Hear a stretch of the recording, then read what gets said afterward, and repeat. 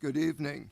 Welcome to the meeting of the Skokie Village Board for Tuesday, October the 8th, 2024.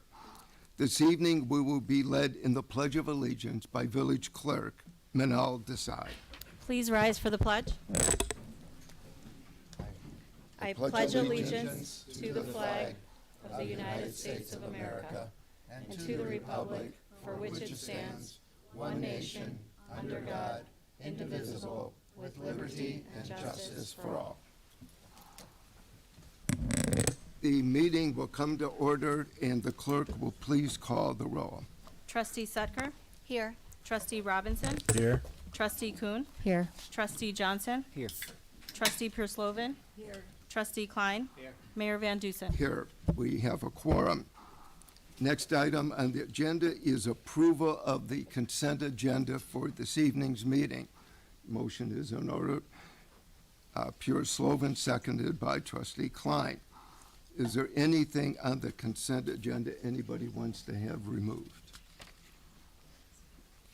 If not, call the roll, please. Trustee Sutker? Aye. Trustee Robinson? Aye. Trustee Kuhn? Aye. Trustee Johnson? Aye. Trustee Pierce-Lovan? Aye. Trustee Klein? Aye. Mayor Van Dusen? Aye, the motion passes. This evening, we have two proclamations. The first one is regarding domestic violence, and we have with us this evening J.C. Wolf, who is with the North Suburban Legal Aid Clinic. I would like to take just a moment to read the proclamation and then ask Ms. Wolf for her comments. Whereas domestic violence is a prevalent societal problem, harming victims, their children, family, friends, and communities at large. And whereas domestic violence knows no boundaries, impacting women, men, and children of every age, race, ethnicity, economic background, sexual orientation, and belief. And whereas nearly 1 in 3 women and 1 in 4 men in the United States have experienced some form of physical violence by an intimate partner. And whereas many victims are deprived of their autonomy, liberty, and security, and face tremendous threats to their health, safety, and economic security, and the health, safety, and economic security of their children at the hands of their batterers. And whereas Domestic Violence Awareness Month provides an excellent opportunity for citizens to learn more about preventing domestic violence and to show support for the numerous organizations and individuals who provide critical advocacy, services, and assistance to victims. Whereas commendation should be given to agencies who assist victims of domestic violence and devote their efforts toward ending domestic violence throughout our state and our nation. Now, therefore, I, George Van Dusen, Mayor of the Village of Skokie, do hereby proclaim the month of October 2024 as Domestic Violence Awareness Month and call upon the people of Skokie to raise awareness about the societal problems of domestic violence throughout our community and its devastating effects on families and communities. Ms. Wolf, if you...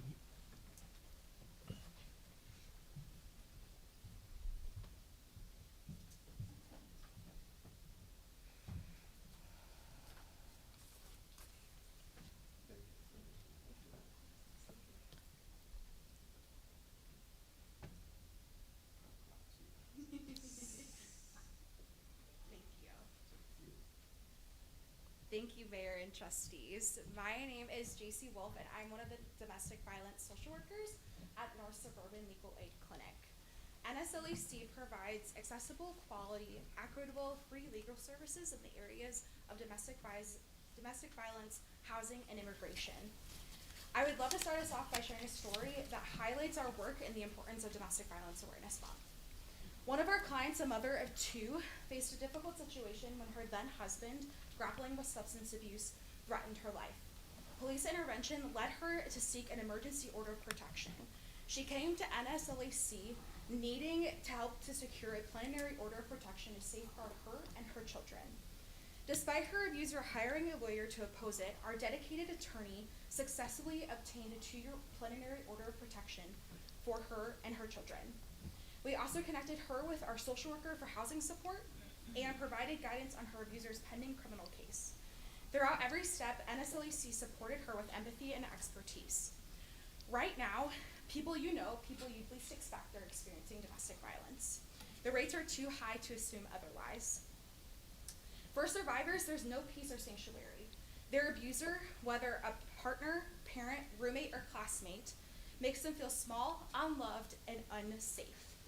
The abuse is relentless, sometimes a slow burn, sometimes life-threatening. When domestic violence turns deadly, the whole community mourns. Domestic violence is everywhere, affecting all communities regardless of location, socioeconomic status, ethnicity, and religion. In the United States, 20 people are physically abused by an intimate partner every minute. October is Domestic Violence Awareness Month, a time to raise awareness about the nature of domestic violence, available services, and its impact on family and communities. Victim advocates, allies, survivors, and communities come together to mourn the loss of domestic violence.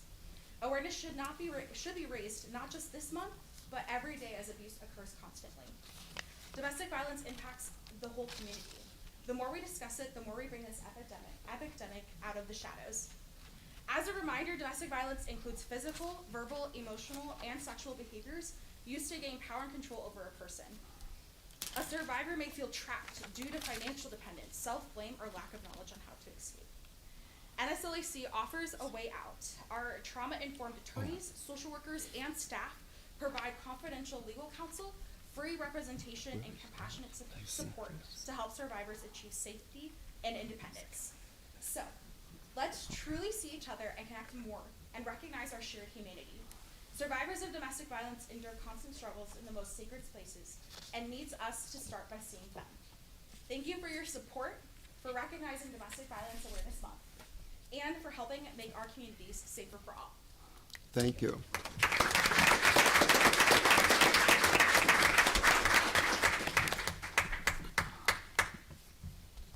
The second proclamation this evening is honoring our Filipino residents, and it gives me great pleasure to read the proclamation and to recognize Jolie Carandang, who is a longtime resident and representative of the Filipino community. Whereas the earliest documented proof of Filipino presence in the continental United States was the date of October 18th, 1587, when the first Luzon's Indios set foot on Morro Bay, California, on board the Manila-built galleon ship Nuestro Señor de Bueno Esperanza, and whereas the Filipino American National Historical Society recognizes the year 1763 as the date of the first permanent Filipino settlement in the United States in St. Maslow Parish, Louisiana, which set in motion the focus on the story of our nation's past from a new perspective by concentrating on the economic, cultural, social, and other notable contributions the Filipino Americans have made in countless ways toward the development of the history of the United States. And whereas the Filipino American community is the second largest Asian American group in the United States, with a population of approximately 4 million people, Filipino Americans are an integral part of the United States healthcare system as nurses, doctors, and other medical professionals. And whereas Filipino American servicemen and women have a long standing of serving within the United States Armed Forces, from the Civil War to the present Iraq and Afghanistan conflicts, including the 250 Filipinos who fought under the United States flag during World War II to protect and defend this country. And whereas Filipino Americans have contributed greatly to the fine arts, music, dance, literature, education, business, journalism, sports, fashion, politics, government, science, technology, and other fields in the United States, which enrich the landscape of our country.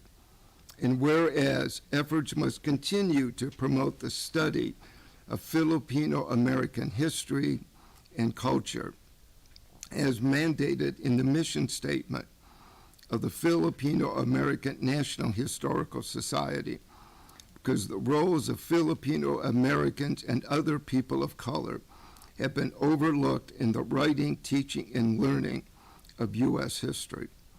And whereas it is imperative for Filipino American youth to have positive role models to instill in them the importance of education, complemented with the richness of their ethnicity and the value of their legacy. Now, therefore, I, George Van Dusen, Mayor of the Village of Skokie, do hereby proclaim the month of October 2024 as Filipino American History Month in the Village of Skokie, and do hereby urge the people of Skokie to observe Filipino American History Month with appropriate programs and activities. And Jelly, would you?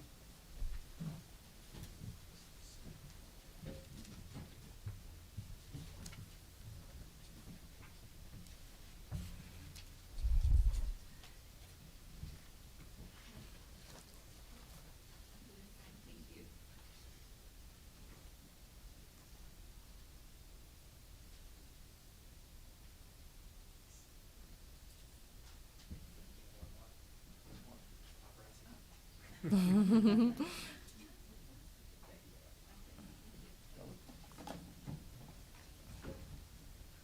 evening, everyone. On behalf of the Filipino American community, I would like to extend my sincere thanks to the Village Board of Skokie, especially to our kind mayor, for proclaiming October as Filipino American History Month. I am proud to say that since 2010, the mayor and the board has been proclaiming October as Filipino American History Month, and our community appreciate it very much. Yesterday, we celebrated the first anniversary of the attack on Israel. Our community joins the Jewish community in prayers that this conflict ends soon. Too many innocent lives have been victimized, and it's sad. For those who don't know, I'd like to share a little bit of history between the Philippines and Israel. During the Holocaust, when so many countries did not allow entry of the Jews when they escaped, our president then, President Quezon, opened our doors and let over 2,000 Jews enter our country so that they were able to escape the atrocities of the Nazis. We wish we can do the same thing today, but since we can't, what we can offer is to provide support and help however we can. And I hope we can join together in prayers so that for the safety of those hostages that are currently being held. Long live Israel, long live the Philippines. Thank you very much.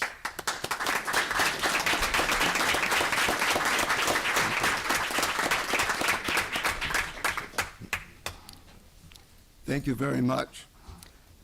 The next item on the agenda is the 14th Annual Public Health Partners of Excellence Awards.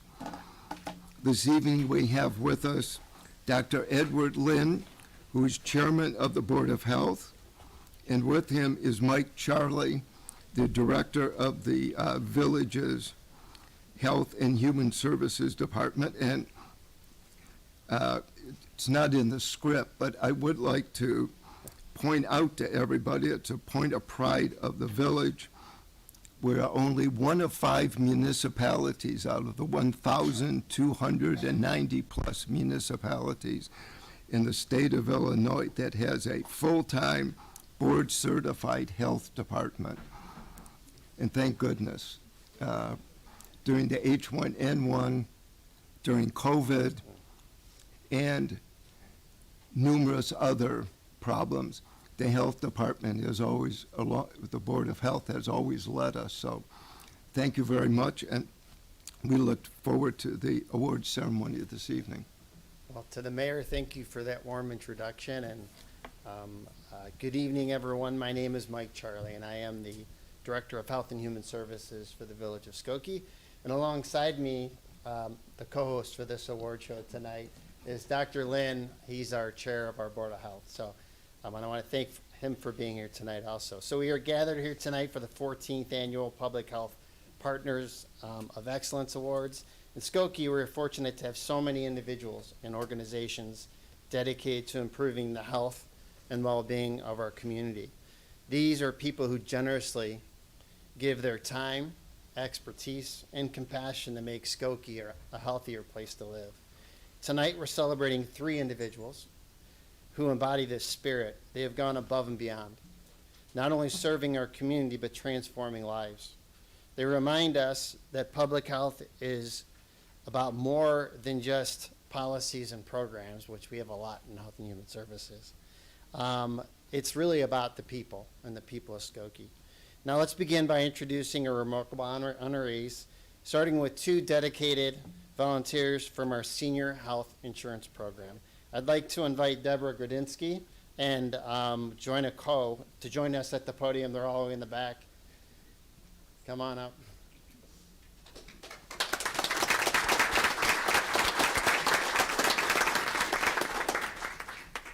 So I'd like to tell you a little bit about our Senior Health Insurance Program, then go on and talk about our 2 honorees here. For many years, Skokie Health and Human Services has proudly administered the Senior Health Insurance Program. It's a free statewide counseling service that provides vital support to Medicare beneficiaries and their caregivers. This program has had a significant and positive impact on the lives of really thousands of Skokie residents, offering free guidance on Medicare plans, long-term care insurance, and other essential health care options. While several of our staff, including one tonight, Melissa, I don't know if you can just wave your hand, are trained to coordinate the program, it's truly our volunteer counselors who drive this program's success.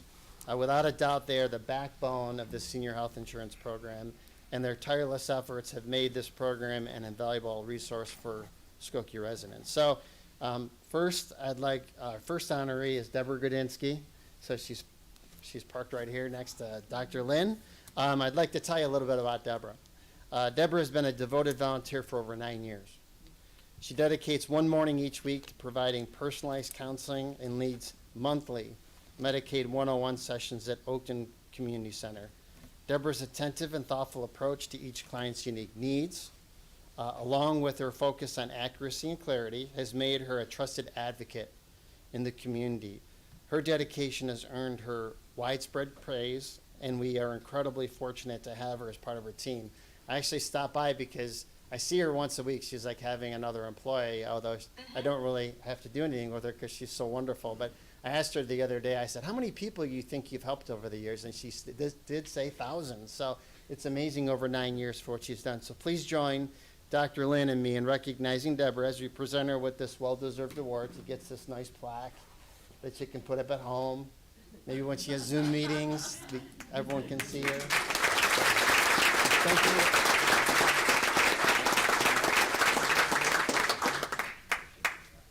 Sure, we'll take it. Oh, let's take one. Let's take it all together. Okay. So next, I'd like to introduce you to Joanna Coe. Joanna's over here, of course. Joanna's been volunteering with the Senior Health Insurance Program for 7 years, contributing one morning per week and doubling her time during open enrollment to help out individuals. Joanna's passion for ensuring each client receives the best possible care is evident in everything she does. She customizes her counseling to each individual's health needs, financial situation, and access to care. Whether it's advocating for clients to resolve ambulance bills, securing entitled benefits through the Department of Human Services, or helping clients access affordable medications, Joanna's commitment to her work has transformed the lives of many. Again, someone else I see sitting in the volunteer office once a week, so I really appreciate everything you guys do for the program. We couldn't do it without them. So please join Dr. Lynn and myself in recognizing Joanna as we present her with the award.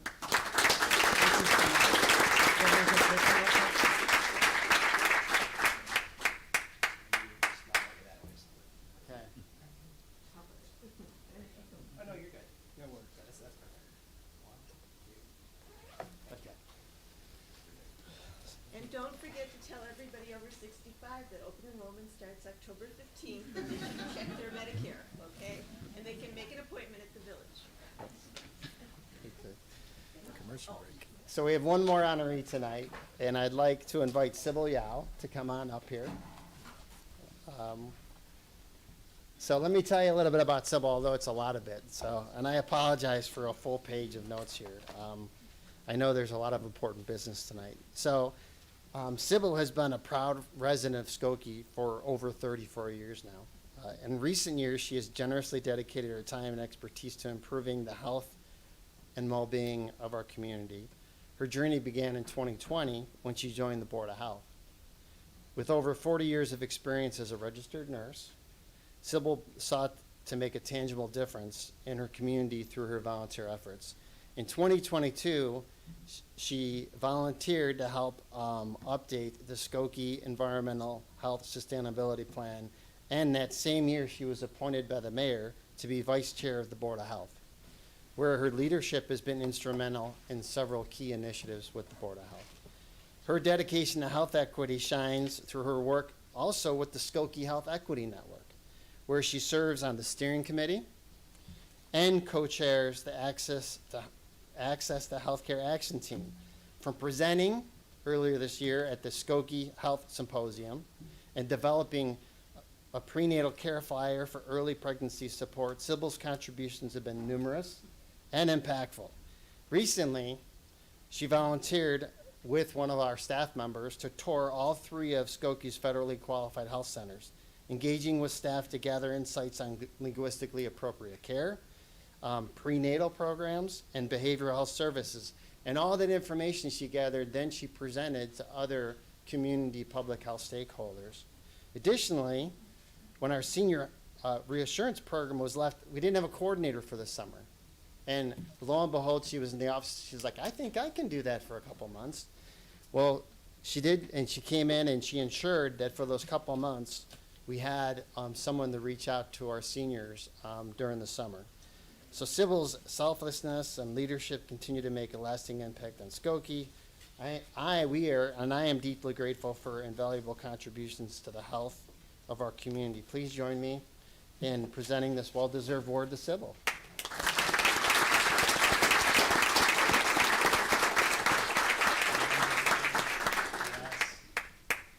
One more picture.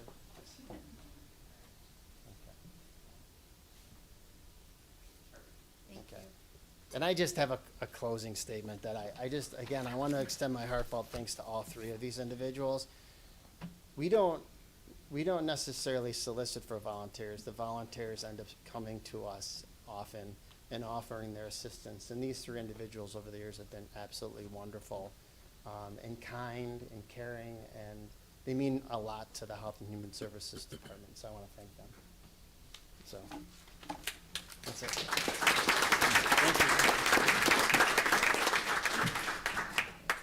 Thank you. Next item on the agenda is a report of the village manager, but I would like to take just a moment. When the board approved the consent agenda this evening, they recognized the appointment of Brad Sugar to be a member of the Human Relations Commission. And Brad, thank you very much for your volunteerism. We're going to put you to work. So. Thank you very much.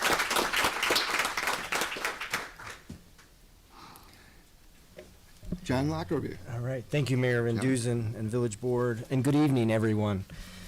Item A on my report this evening is regarding a downtown tax increment financing, or TIF, rehab program grant for 4919 Main Street to bring Piccadilly Skokie to that facility.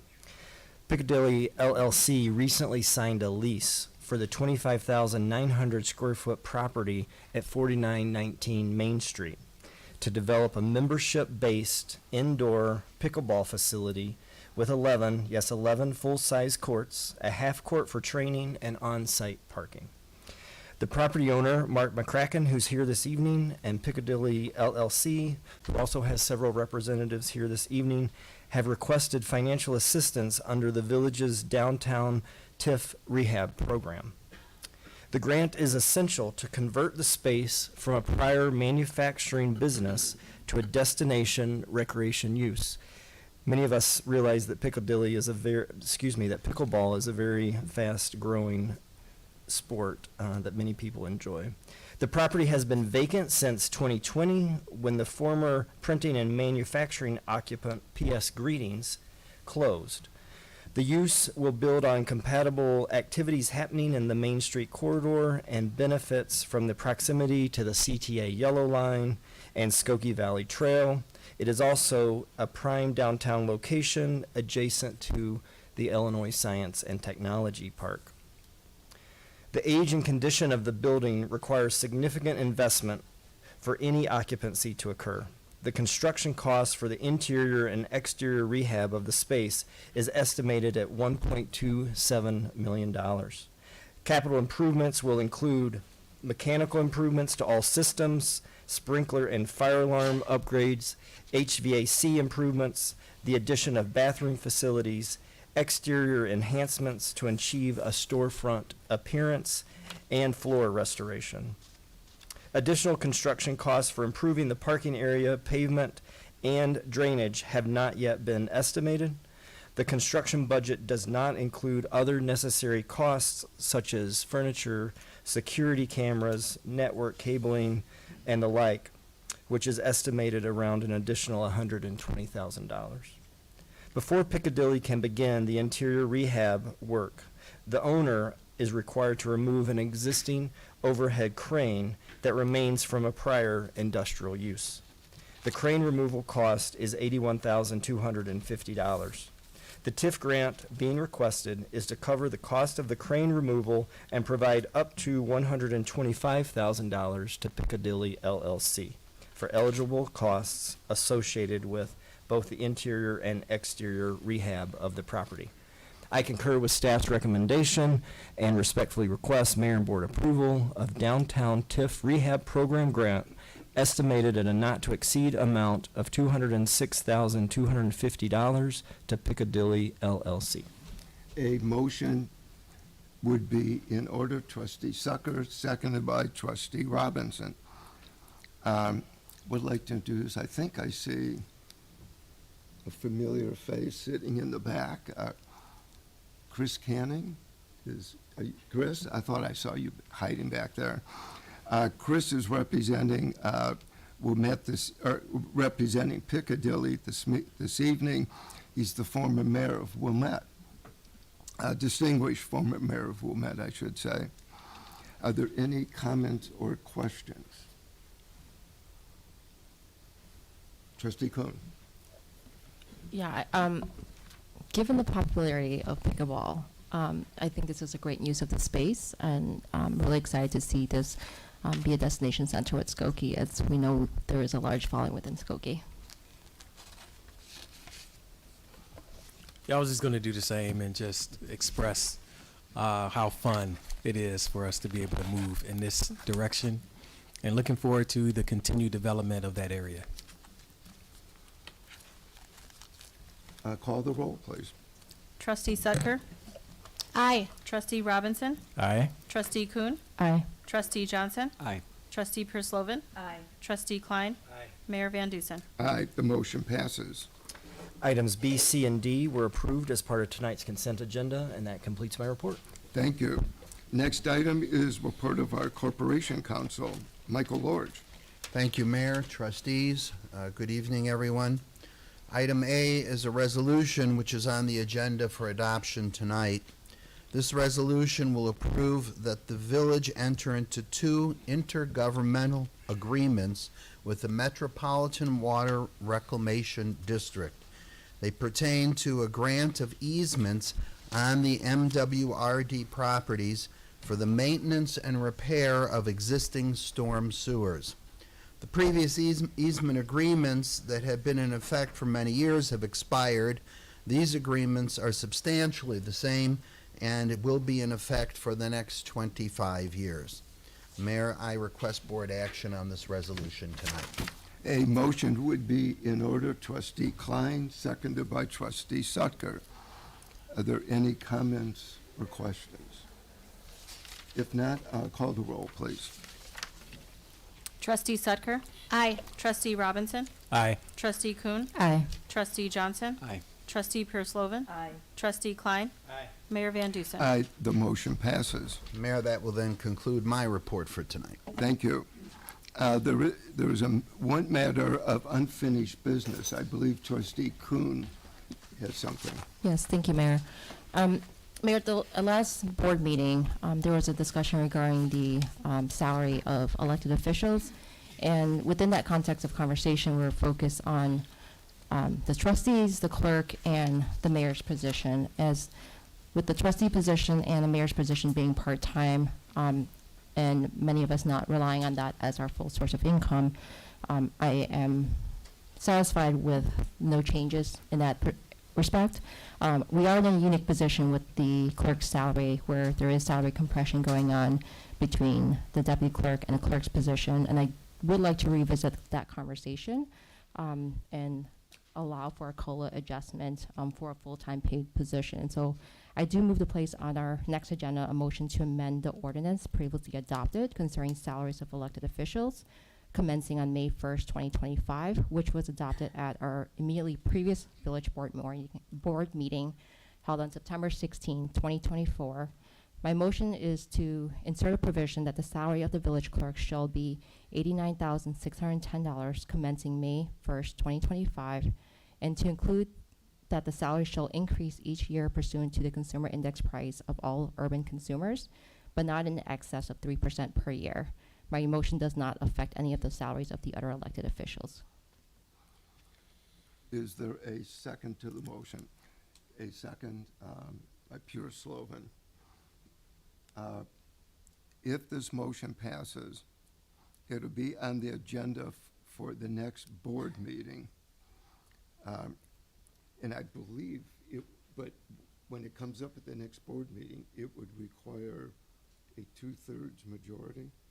No, because at that point it will be noticed, so under Robert's Rules of Order, it will only need a simple majority. 2/3 vote actually, and I'm not recommending this, but if the board acted on this tonight with a 2/3 vote, then it wouldn't need any additional notice. Okay.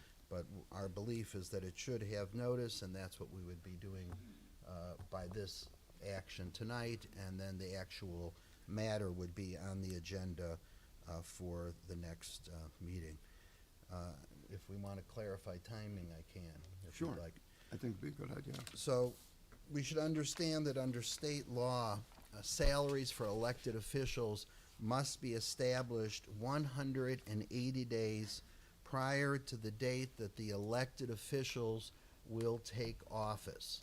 Not the date of the election, but the date when they actually take office, which is May 1st in the state of Illinois and in the village. Therefore, this motion being placed on the next agenda of October 21, 2024, would provide for enough time to fit that requirement. It will be 192 days from October 21 until May 1, and that would satisfy the requirement of 180 days. So if the board chooses to do this at the next meeting, it would square itself with state law. Are there any comments or questions? Trustee Klein. Can we just clarify You Yeah. said 3% Maximum. It would ma- be maximum? up to maximum. Right now, is this gonna be the same COLA that all the other employees get? Or is this gonna be a separate, you're gonna go by the CPI, or you're gonna, go by the 3%? She spoke to Consumer- yeah. CPI, which is what we use in the village. John can jump in. The employee calculation is annually, and so it could be subject to other things, but normally, in a normal year, it's CPI, and it's established annually. This is just being done in advance because of state law. Okay, And so so we're it is- treating the it's just another full-time employee? Okay, I have no problem. I have a question, Mayor. Trustee Robinson. I was just gonna ask if there was a way to get comps in the area for the position, just so that the board and the public is informed. For the next board meeting. Yes, please. Okay. Trustee Johnson. I didn't know this was going to be discussed again tonight, but I do just want to echo what I said at our last two board meetings, that personally I don't support any increases to the salaries of elected positions. And we did receive a comparison graph of comparative communities, and all of the elected positions in the village of Skokie receive above average compensations already. So my personal preference would be that we keep the decision we made at our last meeting and maintain the current compensations of all elected officials for the coming term. Thank you. The one thing I would point out, and this is more germane for the next meeting, the clerk is like every other full-time employee of the village. The clerk is a department head. It's a small department, but it's an extraordinarily busy department. I've seen the long lines of people waiting to get service of all kinds. And just like the other full-time employees, department heads and bureau chiefs and rank and file, I don't see why the clerk should not be accorded the same cost of living. She at the moment, has a family just like everybody else. And she's a full-time employee just like everybody else. She's the exception among the elected officials. But if the motion passes, it would be on the agenda for next meeting. So, Mayor, I just wanna provide a little clarity. It's the position. yes. That we vote, not the person. No, that's All right. Yeah. Exactly. Exactly. Thank you. Call the roll, please. Trustee Sudker? Aye. Trustee Robinson? Aye. Trustee Kuhn? Aye. Trustee Johnson? Nay. Trustee Pierce-Lovan? Aye. Trustee Klein? Aye. Mayor Van Dusen? Aye, the motion passes.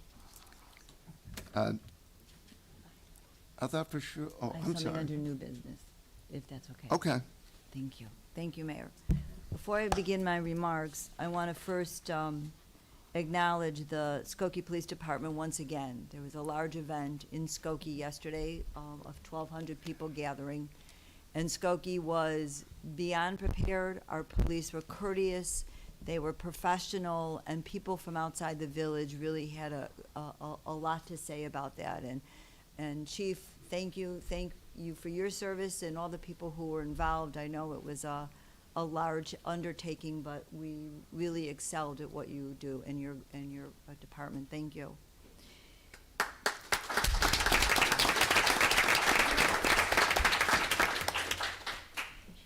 In Skokie, we take pride in the warmth and diversity of our village. Many of our neighbors or their families escaped genocides in other countries. Skokie had the largest number of Holocaust survivors outside of Israel, and befittingly, the Illinois Holocaust Museum was established here. It is in this vein that we cannot forget that 1 year ago, on October 7th at 6:29 a.m. Israel time, Hamas launched a barbaric, genocidal attack against Israeli citizens. Thousands of heavily armed Hamas terrorists crossed the border to torture, rape, murder, and mutilate the bodies of the dead beyond recognition and take hostages back into Gaza. It's hard to distill the horror of the October 7th attacks into something, someone, relatable. But we all embraced Hirsch Goldberg Poland, whose family has deep ties to Skokie, as his Savta, his grandmother, and extended family are our Skokie neighbors. For more than 11 months, we held our breaths and prayed that one day he would be released. But our prayers were shattered. Instead, we grieved for Hirsch, who endured great suffering for nearly 11 months, only to be senselessly executed just as his freedom was within reach. May the memories of those murdered on October 7th be a blessing for eternity. May the hostages be safely returned soon, and may the fighting finally come to an end as we grieve for the thousands of innocent lives that have been lost in the horrors of this war. May Skokie continue to be a safe haven for all community, and in Hirsch's memory, may we work together to stand up against hate for all people. Thank you. Thank you. And I would like to reiterate the compliments on our police last night. 1,400 people attended the Central Rally, and another 300 attended Temple Beth Israel, which streamed the rally, and it went off peacefully and thankfully. So, Chief Barnes, thank you.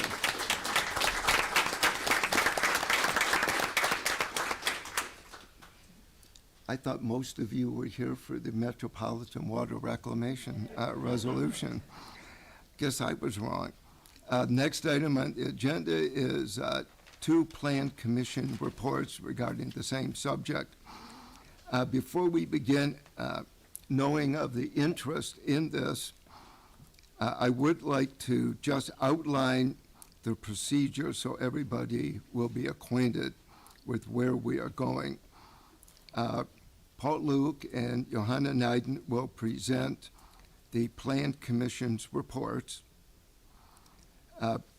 The petitioner, Westfield, will make a presentation on the project that they are asking permission for this evening. There then will be questions and comments from the members of the Board of Trustees.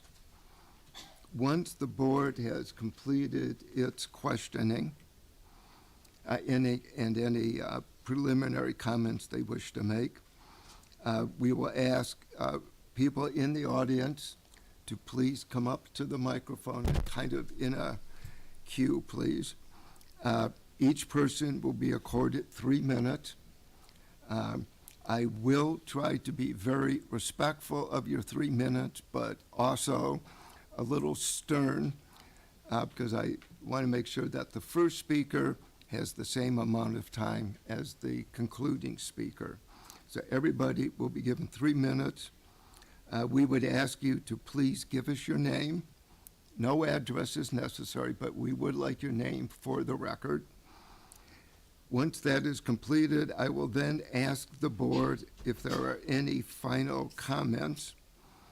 After that, the board will then take up 2 motions. The first will be the first Plan Commission case 24-20P, the subdivision, and then 24-21P, if the first Plan Commission recommendation is passed, and that would be for site plan approval.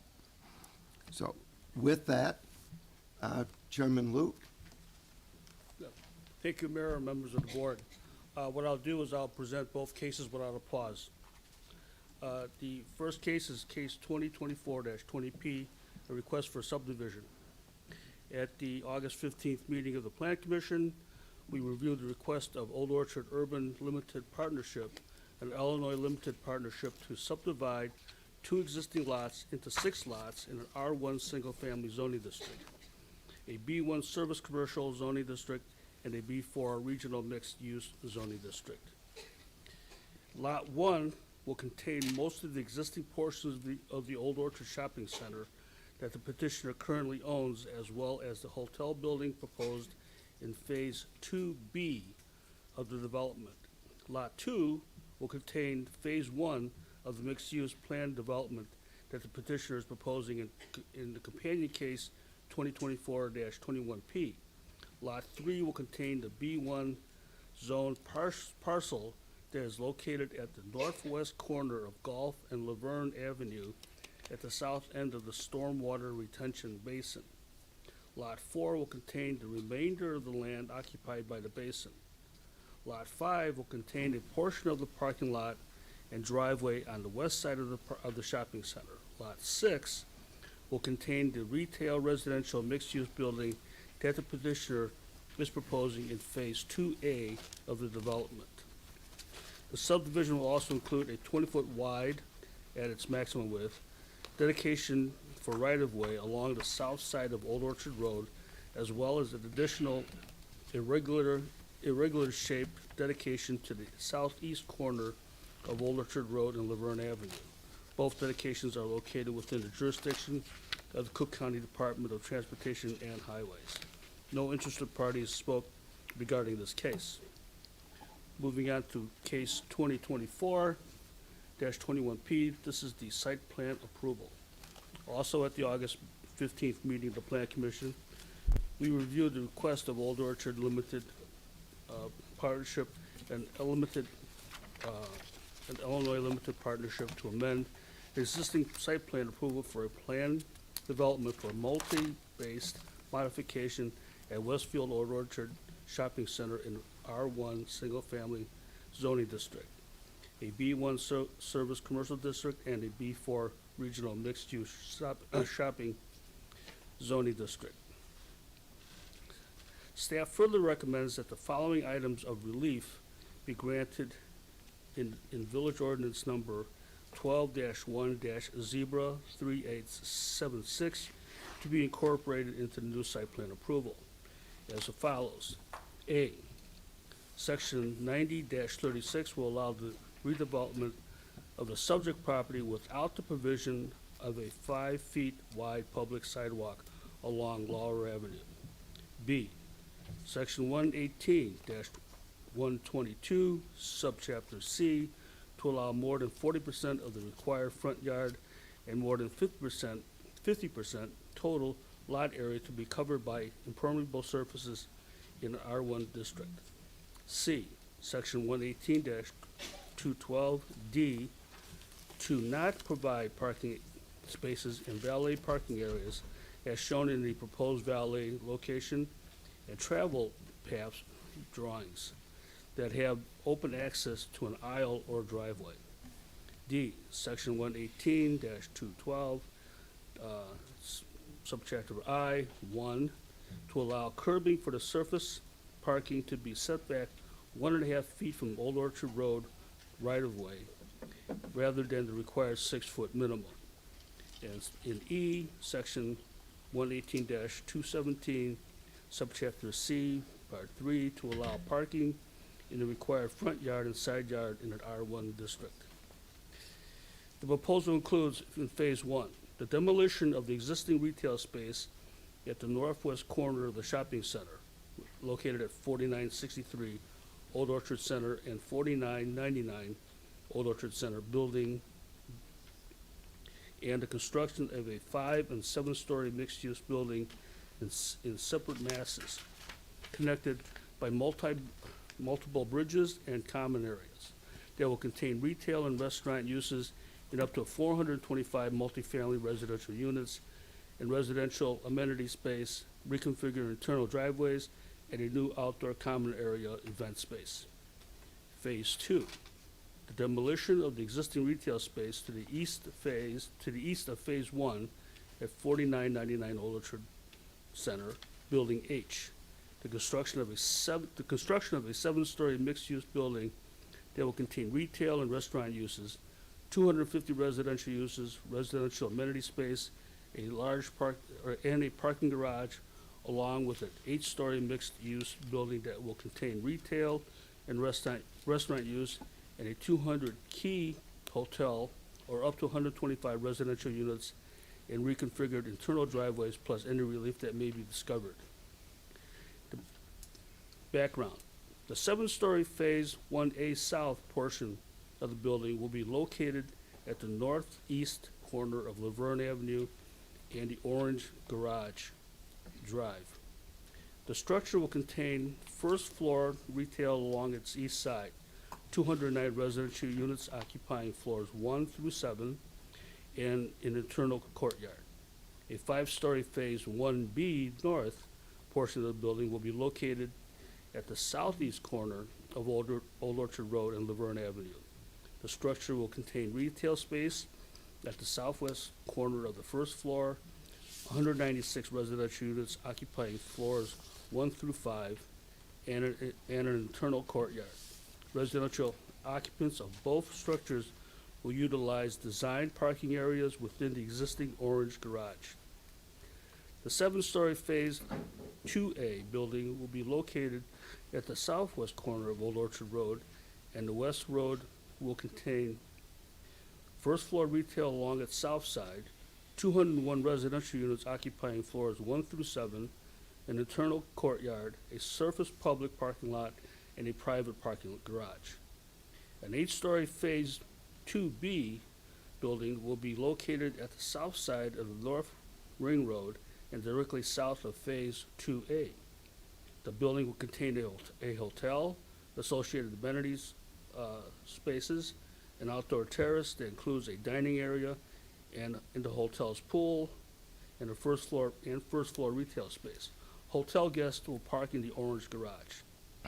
Additionally, the access ramps serving the underground parking garage at 4905 Old Orchard Center will be closed off. A new single two-way ramp will be constructed at the east side of the garage and will connect to the North Road Ring.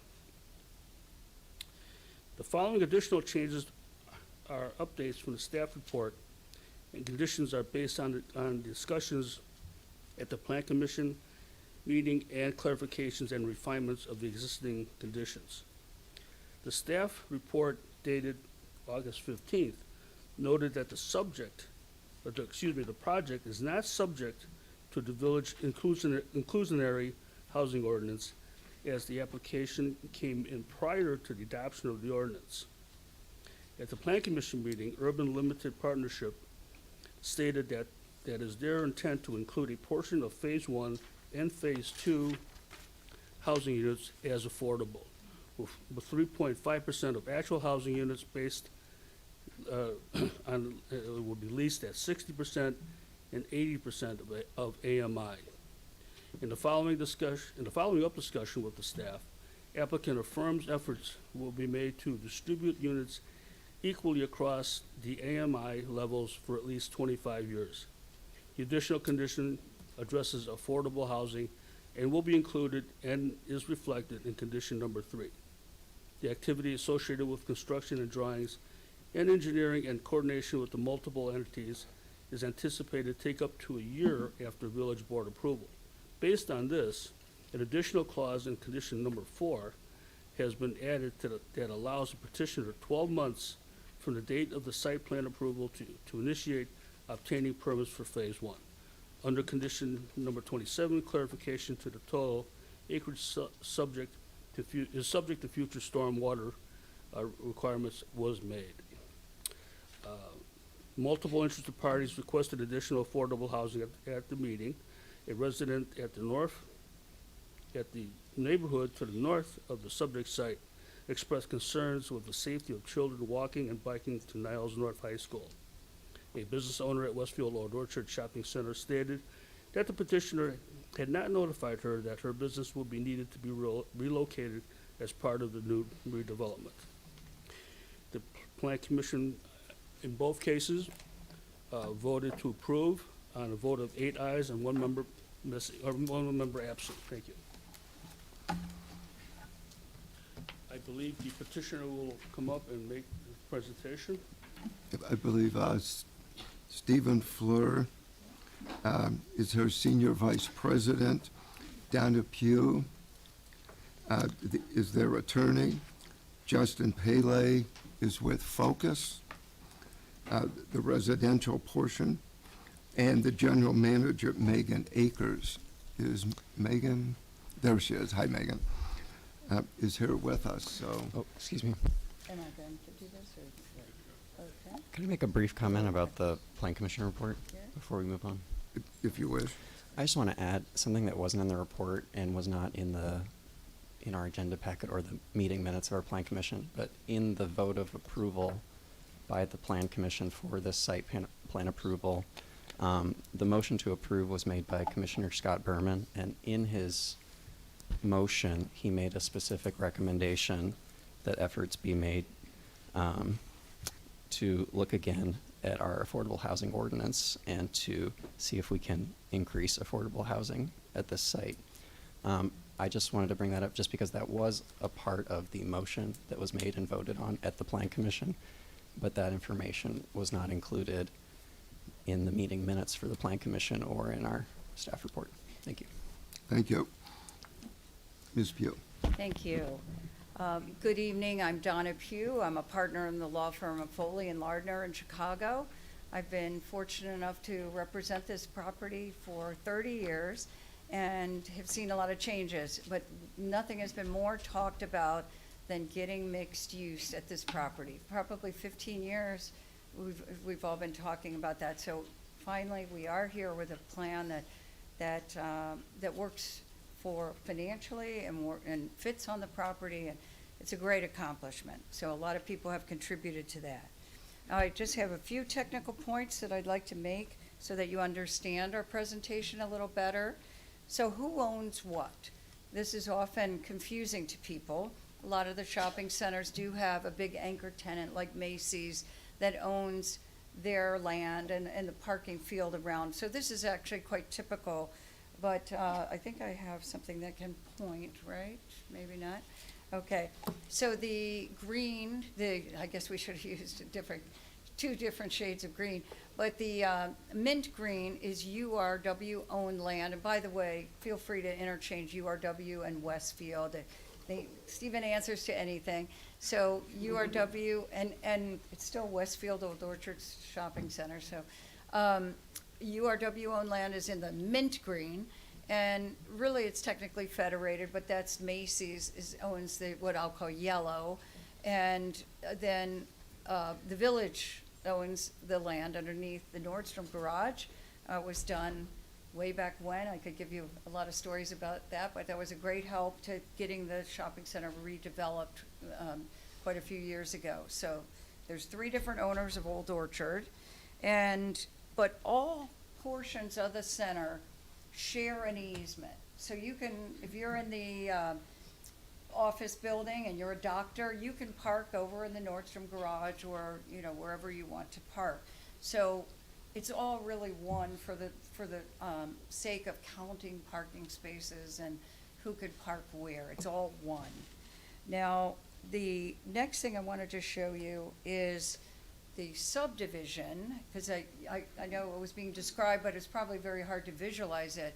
So the main purpose was to make parcels out of phase 1, which is the beige, as you'll see, or these are, the colors didn't come out quite right in the way it's being presented here, but the green is phase 2, and Stephen is gonna walk you through, and the others, these 2 phases, but those 2 phases for financing purposes and all kinds of other reasons need to be separate. So this is primarily to create 2 separate lots for those 2 projects.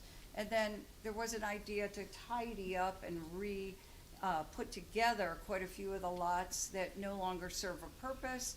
So we did some of that as well. And then the dedication that was mentioned at the top, that is really finally codifying and recognizing a dedication that was made in 2009 for the road widening, which Westfield had donated at no cost. And that's being officially recorded in the village plat.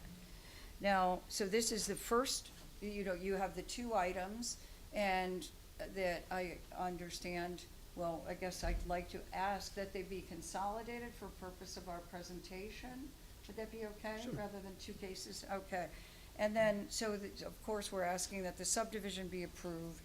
And then the site plan, which is an update, some of you were around when we had the total mall strategy in 2012.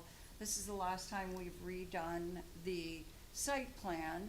And you know, there've been a lot of changes, and now these are significant changes. So this will be the legal governing document that says what you can and cannot do. Of course, we can come in for modified approval if it's minor or, you know, major changes, but for now, this is going to be the governing document.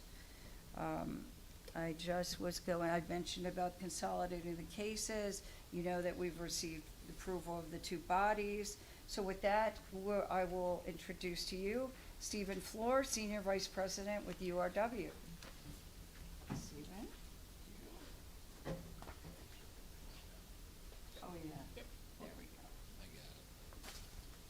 go. Good evening, everyone. Thank you, Donna. Good evening, Mr. Mayor, trustees. My name is Stephen Fleur. I am the Senior Vice President of Development for URW Westfield. As Donna said, completely interchangeable. They are the owners, we are the owners of Westfield Old Orchard. I'm responsible for the development for all of our development activities on the east and the Midwest, which really consists of 3 major projects just like Old Orchard. I've been with Westfield for more than 24 years now, and for the last 7, I've been responsible for development activities here at Old Orchard. So everything that you're going to see tonight has had a lot of consideration and a lot of planning over the years. I am pleased to be here with my co-development partner with Focus Development that you'll hear from as well. About the vision for the continued enhancement and evolution of Westfield Old Orchard. Sorry. While everyone knows Westfield Old Orchard, I do want to take just a couple minutes to provide a little bit of context about where we're talking about the project on the site here. So to the right-hand side of the page, I'm not going to use north, south, east, west. The plans are better just laid out right and left. But to the right of the plan is Old Orchard Road. You see Skokie Boulevard to the bottom. To the left of the site is Nordstrom. To the right of the site, top right, is the old Bloomingdale's. And then important 2 things to point out. The area in red, which is the areas for phase 1 and phase 2, so the overall project zone for the site. Where it says the number 3 there, just to the left of the red area, is the orange garage. We'll be referencing that a lot tonight. And then the former Lord & Taylor building, which you said the pointer's not working, sorry about that, is what we have just recently finished up the redevelopment on. We've got 1 tenant left going back into that building, Putt Shack, that had disappeared from the site and is remobilizing in the next couple weeks. Just a little bit more context, because we're going to be talking a bit about parking tonight as well. I did want to show the parking distribution on the site. As Donna mentioned, the site does operate as a whole. It does work. We are going to be talking about how the parking operates on the site as a whole. So while she showed you the different ownership maps, all the agreements historically that we have in place, you really treat the site as one. And just to zone in on the areas that are impacted by the project, the 2 areas that are outlined are parking areas that are being displaced. But we have proven up with all of our professional studies, we won't get into the minute detail of it unless anybody really wants to, but we've proven up how the parking works on the site, maintaining the parking ratios for the existing retail, because as you'll hear in my remarks, maintaining the existing retail and growing it is actually core to our strategy on the site here. This is not a dead mall discussion tonight. This is how we are going to continue to evolve Old Orchard and really make it the retail destination for the North Shore. So this vision really is one of delivering on the concept of live, work, play, dine, and shop at Old Orchard. Tonight represents, as I said, several years' worth of studies, planning, and analysis to ensure that the future planning of Old Orchard enhances its standing as the retail destination on the North Shore. The culmination of the work is in front of you tonight. This is the first of the pretty pictures, so to speak, that talks about and shows really the difference in the environment and the changes that we would like to make here at the site.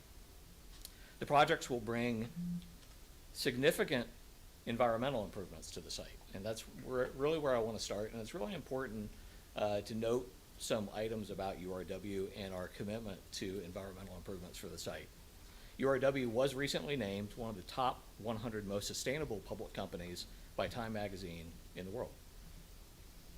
We look forward to bringing this expertise to Skokie. And some examples you're going to see in this project are items such as LEED Gold certified buildings, improvement to the stormwater processing and treatment at the site, lush landscaping with a focus on native plantings and pollinator-friendly perennials, incorporated charging and smart building systems, and solar panels where appropriate. These are but a few of examples of what we will bring to the site, both with the project and with future projects to come at the site, and is really a dedication on how we're going to operate it on a going forward basis. So let's shift for a moment to talk about traffic and circulation. With any regional mall, it's always an important discussion to have to ensure that we are not messing up traffic on our sites. It's really one of the first things that we study when we go to lay out a new project on the site. This project is actually pretty simple. You know, after completing thorough studies on the site circulation, accessibility, transit, parking utilization, you know, our efforts are really focused on the historically underperforming North Mall.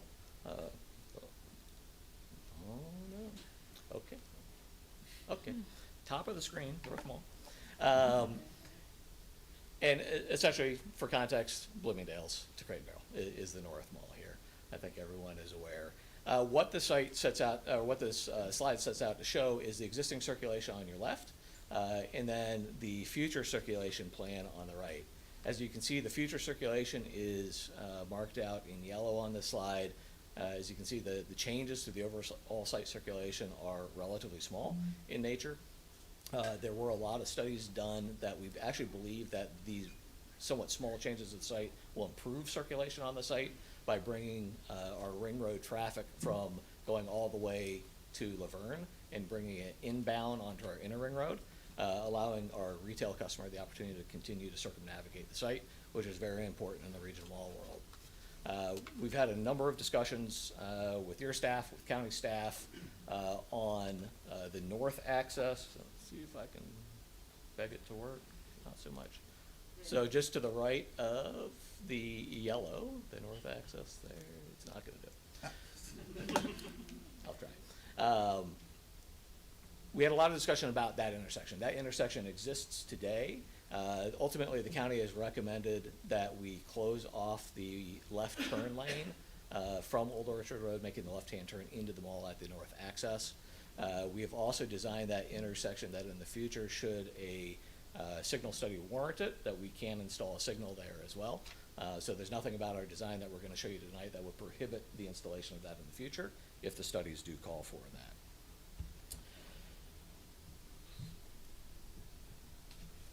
In order to make this vision a reality, we had to do a couple of things first. We partnered with Bloomingdale's, our retail partner, to relocate them out of the North Mall into their new position on the front of the mall in their smaller format store. They're evolving in the business. We invested with them in that. I'm happy to say they love their new position. They continue to do more sales in 50,000 square feet than they did in 200,000 square feet. We are really excited with their performance, as are they. And they're now replicating this, using this as their prototype in other locations around the country. We wanted to ensure that the long-term plans enhanced our retail core here. You're going to hear me keep coming back to that because it's very important for us here. We want to provide a destination for the broader community to come and enjoy this site, really in a way that they already expect of us today, but at an enhanced value. We wanted to ensure that we designed it in a way that from the first phase, the community would be pedestrian friendly with strong and safe connections. And importantly, it was a mandate from day one to ensure that the site circulation, if anything, was improved. As you can see on these slides, we worked with all the various professionals. We talked with the county. We've met with the transit authorities, with PACE and CTA, to develop plans that we're confident will not just maintain the status quo, but indeed will make it better. These applications before you tonight moved to create this new place, with the bulk of the new amenities constructed in phase one. This is a major investment by URW in focused development. This investment was incentivized in spirit by the special business district that this body passed. It was created by Skokie to help us reinvest a small portion of additional sales tax generated at the center directly back into it. To be clear, these funds are not being used to fund anything related to the mixed use. But what it did do was allow me to go back and sell this investment vision to my executive leadership in Europe, so they could make the decision to make an investment decision here in Skokie instead of Czechoslovakia, instead of Paris, instead of Los Angeles, instead of Maryland, because they see Skokie's shared desire to keep Old Orchard vibrant for many years to come. The district has already begun to be put to use with redevelopment of, thank you very much, with redevelopment of the former Lord and Taylor box, and the incentives needed to bring several high-performing retailers to the center over the last 18 months that we've opened, and many more improvements to come. This project begins to right-size the retail at the center. Bringing down the Bloomingdale's box removes 200,000 square feet. Bringing down the square footage next to it brings down what is underperforming, outdated building retail. And what we bring back, of course, we've got the density up above, but at the pedestrian level, it's an extension of the experience that you have at Old Orchard today, which is retail, food and beverage, and entertainment, and the podium of all of these buildings. We want to continue to significantly enhance the tax base here in Skokie with this project, and we're going to create a place with a diverse offer of best-in-class apartment living, including a selection of sizes and types of apartments, including inclusionary housing units. It's our belief that we're the only mall redevelopment site in the area that is providing inclusionary housing as part of a mall redevelopment. This is a generational opportunity to embark on the evolution of the site, one that enhances, not replaces, the Old Orchard that everyone knows and loves today. A place that everyone can come spend time with family and friends, a place that's designed with sustainability at the top of mind, a community rich with public amenities and wellness features, a destination for all, a home and a workplace for some. From the moment of conception, the focus was on creating a world-class mixed-use community while bettering the center. Bettering it with thoughtful parking and thinking about the customer journey from beginning to end, increasing pedestrian safety through smart environmental design, expanding on our genuinely friendly pedestrian experience, which everyone expects when they come to Old Orchard, in partnership with CTA and PACE, ensuring safe and easy access from the apartments to our transit connection. And last but not least, the town green, approximately 22,000 square feet, about a half an acre in size, with a myriad of ways to enjoy. It's been designed for passive enjoyment as much as active enjoyment, with programming conscious of the residential environment that we're creating. You can expect such activities such as farmers markets, seasonal fairs, musical entertainment, to name a few. Finally, I want to publicly thank your staff for their professionalism, their input, and their insights. These projects are complicated. As you've heard in the beginning, after we go through this process, assuming we get approval, we have another year's worth of drawing and planning to get through to bring the first phase of this project to fruition. We value our long-term relationship with the village, and we look forward to continuing to work with you. With that, I'm going to turn it over to Justin with Focus Development, who's going to walk you through elements of Phase 1, and I'll come back and walk you through Phase 2.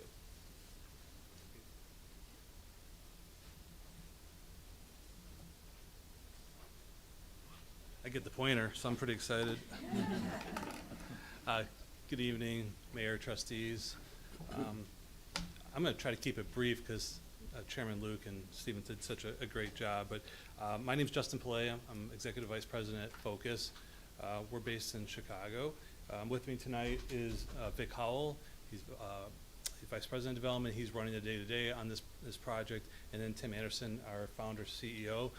So if I mess up, he's the one that's going to be yelling at me. With that said, to say I'm excited or the team's excited would be an understatement. I woke up this morning particularly nervous actually about this evening because as you may know, I'm a Skokie resident, and I was trying to think of like, why am I so nervous? And I think the reason why is because I feel privileged to be able to work on this. This is a landmark of the community, something that I know our team takes extremely seriously, and so I hope it shows in our work. On the screen here is some sampling of Focus's portfolio. We chose predominantly some suburban work, including Oak Park, Evanston, Lake Forest, and so on. And I think the point of showing you this is, we've been around since 1993, but all of our projects look a little different. And as we get into the architecture tonight a little bit, you'll see that even what we're proposing here is contextual to Old Orchard. It's not just a replication of another project that maybe was successful. So I think that makes us unique in many ways. The other thing that's unique is this isn't our first rodeo as it relates to mall redevelopment. We are currently redeveloping Fox Valley and Hawthorne malls. The initial phases of mixed use are completed on both those projects, leased, stabilized. So, you know, you can go up and actually see the product, experience it, it's successful. And then in the case of Fox Valley, we're under construction on the second phase of mixed use there, largely due to the success of the first phase. And then on Hawthorne, we're in starting entitlements to do the second phase there as well. So I feel like we're ahead of the curve. We've learned a lot of the lessons already, and we are happy to be able to apply those to Old Orchard. Real quick, this is the phase 1 land area. I think you have seen enough exhibits on this. I'm not going to get into the details of the traffic because Stephen did a nice job, but what I want to say, I think will play into the architecture slightly, is this is Old Orchard up here. This is the gas station. These are the gas stations over here. One of the things that we did early on, and I think is quite successful, is we recognize that these apartment buildings need to integrate within the mall. But we also understand that there's a difference between a pedestrian and a vehicular experience. And Old Orchard, one of the great things about it is how well it protects the pedestrian and the user of the mall. So what we really did is try to show, this is the red represents vehicular traffic. The residential path to the orange garage where people will be parking is along Laverne. If you want to get dropped off or go to the lobby, you come to essentially a mortar court, which I'll get into details later, but it's, you know, a cul-de-sac for lack of a better term. So we're really trying to isolate all the vehicular experience to the west end, Laverne, while also allowing pedestrians through sidewalks, through our lobbies to be able to get to the park and get into the mall and really create or define the barrier essentially between pedestrian and vehicle. And I think it shows eventually here in the architecture. I think it'll show well. On the site plan, again, keeping it brief, you have the multi-use path that's along Old Orchard. We've positioned a bike room in this corner so that people that live here can access the path and get to the forest preserve. Dog run, this is the mortar court, which I'll show you some additional images of, but it's lined on both sides by a two-story, we call them masonettes, but they're essentially rental townhomes. And then as you work your way down sidewalks again, back to the orange garage. Knowing that we have, you know, quite a few units, but also we have some challenges as far as views to the gas station, views to Old Orchard and so on, in traffic. We really spend a lot of time planning these interior courtyards. So these are courtyards that every resident can access in the buildings, and they'll be programmed with not only just grill stations, but games, events, yoga, things like that. So we really wanted to create some nice outdoor space for the residents, in addition to the large park that's being constructed as part of this initial phase, which again, I'll show you some more images. This is a floor plan at the third level, so you can see how preliminarily how apartments lay out their different color boxes essentially. What's neat about this plan is it shows obviously the integration of the orange garage, and all the parking for these buildings is contemplated to occur in the underutilized orange garage. But what's interesting is we're installing a series, assuming we get approved, we're installing a series of 3 bridges right here that connect the buildings, and then one large amenity terrace at the third level. And so the idea is that if you park in the garage here, you walk in the building, but you can walk across the bridge to this building and not have to either go outside or do a lot of transportation up and down. It's a very direct path. In addition, all the amenities generally will be in this area on the third floor looking over the park. So pool, fitness, work from home space, hospitality room, et cetera, is all in this wall called a jewel box above the park. As far as the architecture goes, the good news, and usually we're not this lucky, but the good news is Old Orchard has some interesting and good architecture. I mean, I used the word landmark, I think, earlier, but it's a phenomenal scale. You know, we always look at placemaking. Oh, we're going to try to create a place. We're going to try to create a downtown. It's already here. So what we're trying to do here contextually is keep the building height down, play out the horizontals that already exist at Old Orchard. We have a 7-story building on the south end, a 5-story building stepping down to Old Orchard. The palette of materials, colors, and everything, trying to keep it on the lighter end, very similar to what you see within Old Orchard. And really, you know, we're not trying to drop, you know, some architectural alien spaceship on the site. We're trying to fit in appropriately in a high quality manner. This is working your way down Laverne, so this is essentially due east. I'm standing east of the green office building, you know, adjacent to the mall. This is that mortar court, so it gives you an idea of a couple things. One, the scale. It's really for pedestrians to get back into the mall if they happen to be on Laverne. Secondly, it's for Ubers and people getting dropped off at the residential lobbies, which exist back here in this, what I'll call bucolic little street. The townhomes line both sides. The bridges above create an extra level of interest. And again, that's connecting the two buildings back to the parking and so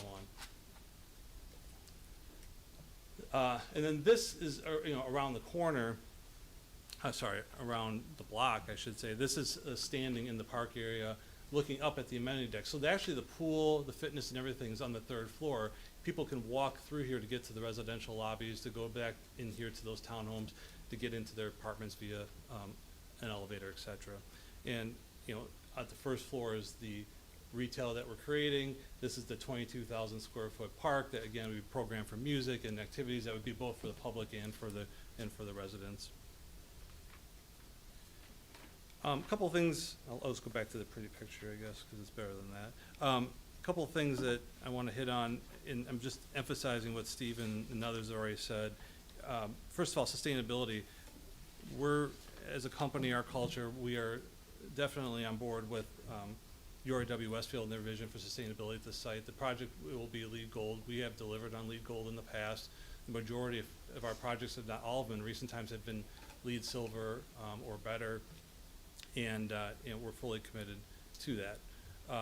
In addition, as it relates to the inclusionary housing, it's been mentioned several times. You know, when we first started this project, the application, you know, there wasn't an ordinance, so we had underwritten 0 for the inclusionary housing. But after listening to community, coming to these meetings, so on and so forth, you know, we think it's appropriate. And so the 3.5% at 60 and 80, we think is a positive. I'm sure it won't satisfy everybody, but it is, for us, it's the first time it's been included in a regional mall redevelopment, which we've been first party on. So we're excited for it and hope it's well received. So we appreciate your time tonight, and if you have any questions, we'll be around. Thank you.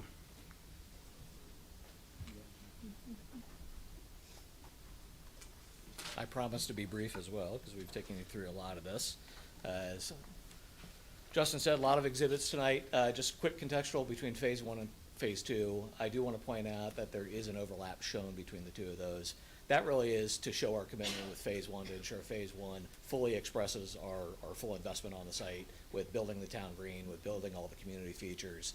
And then when we come for phase 2, there is an overlap zone shown between the two, because we'll want to make adjustments to ensure that it feels fully finished all the way across, that it becomes seamless at that point. I know that overlap zone has been a little confusing as some people look at it, so just wanted to spend a moment talking about it. Before I start talking about phase 2, I want to start talking about what would be the starting point with phase 2. What would it look like? This image shows the phase 1 buildings fully complete on the right-hand side.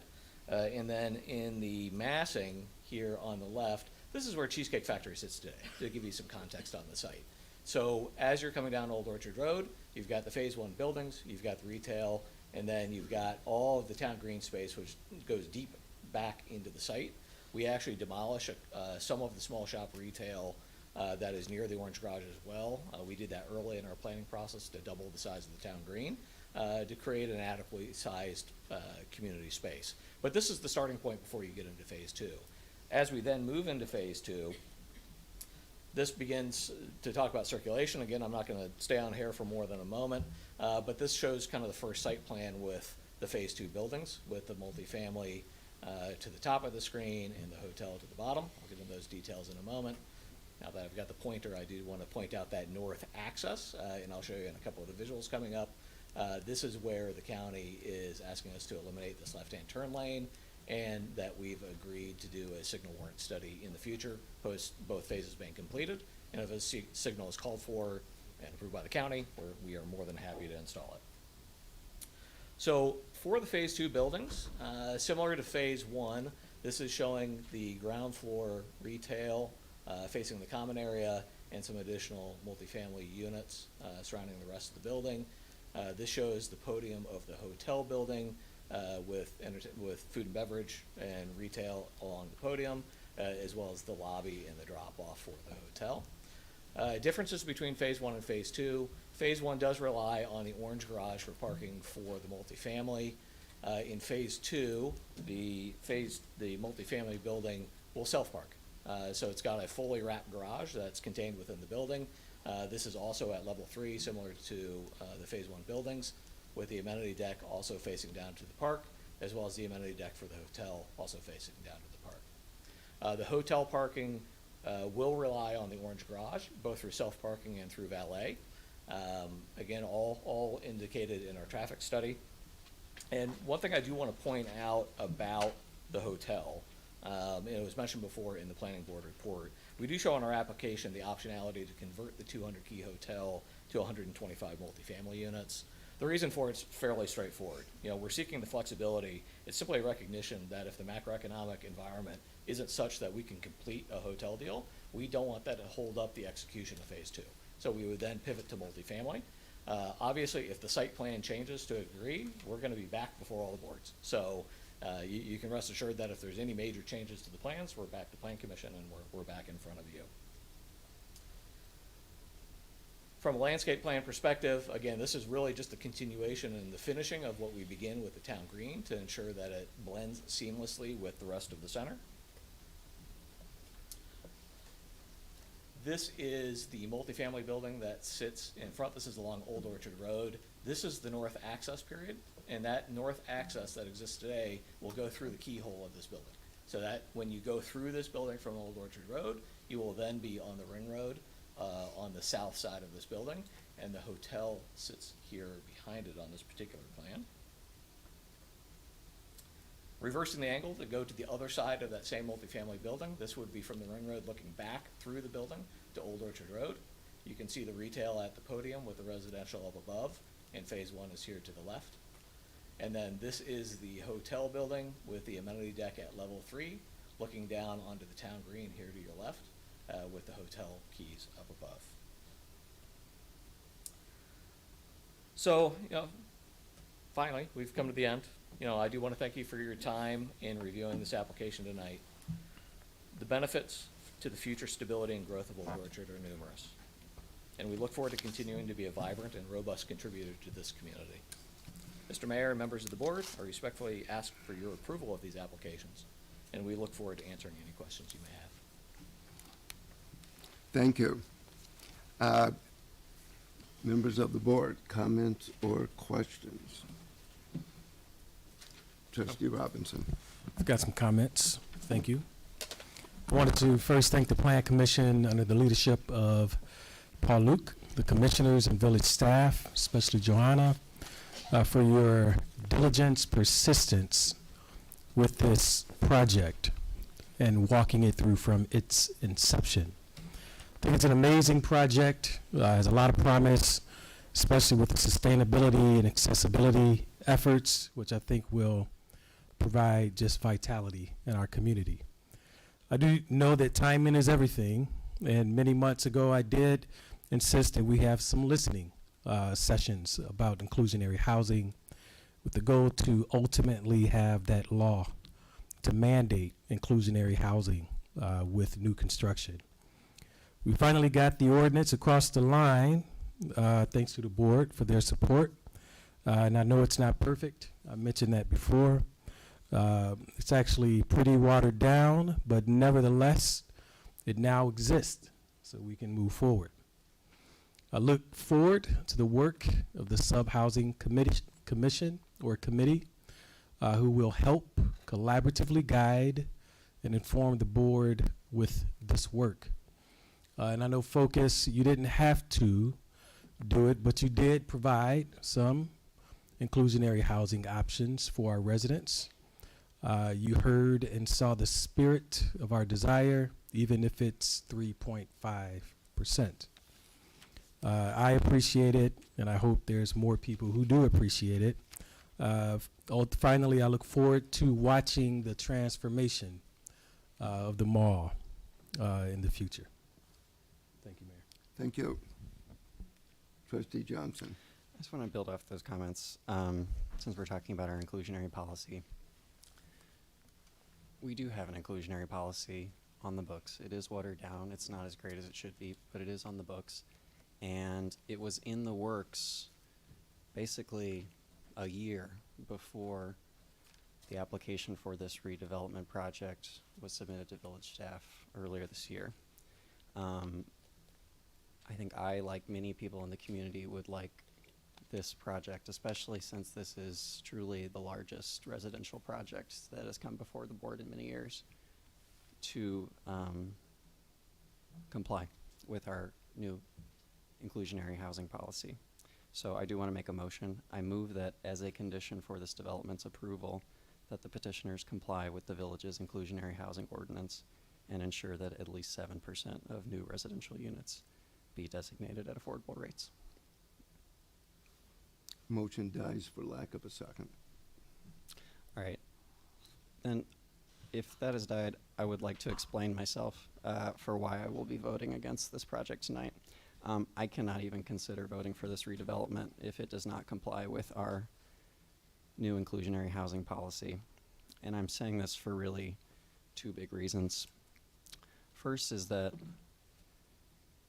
our inclusionary policy already has some of the most minimal requirements of any inclusionary housing policy in the country. It is already a pretty weak ordinance, and so meeting its requirements is not too much to ask, especially from a multi-billion-dollar multinational corporation like Westfield, in my opinion.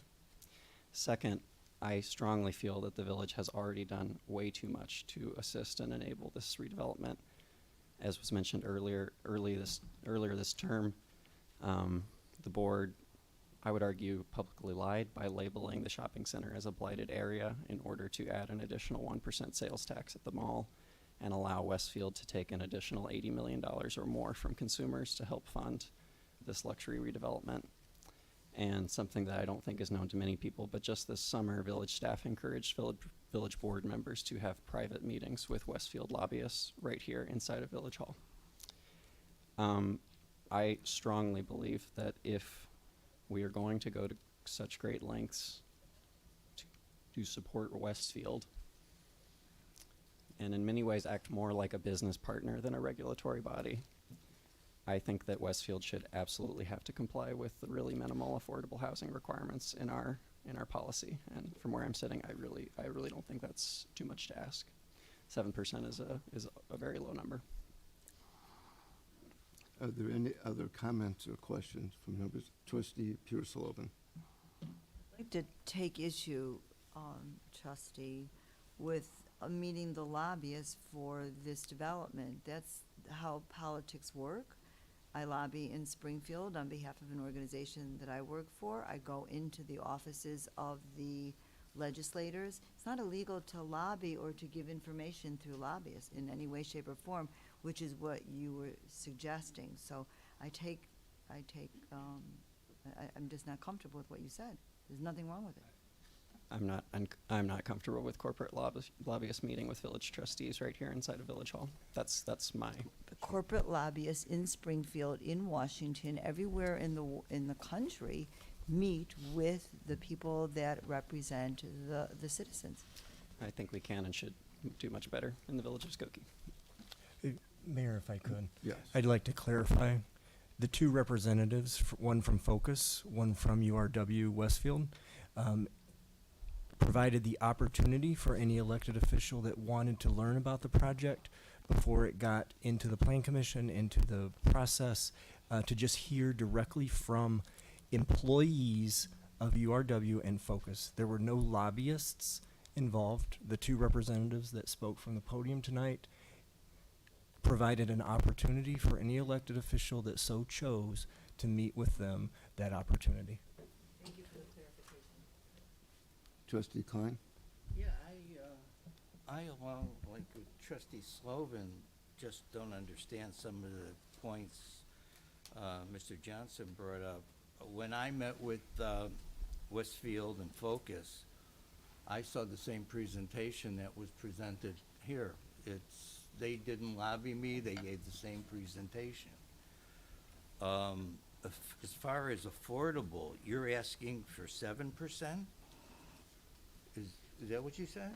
That's all I'm asking for, simply because that's the standard for the size of a project that's set in our inclusionary housing policy. Personally, I think we deserve a lot more than 7%, but 7% is what we have in our policy. See, what I don't understand about that is when we were debating affordable housing, you proposed, even in writing, a straight 5%. So now you want 7? I want this project to comply with our ordinance. Oh, okay, and now we talk about the 1% that you seem to not like. But it's also my memory that you proposed a 3/4 of 1% tax. That was you, sir. That was on public record. So I don't understand, because you didn't get 3/4 and we went with 1%, you object to that? I encouraged this board at the time to consider anything other than the maximum additional sales tax at the mall, and this board had no interest in considering anything other than the maximum of what the law allowed.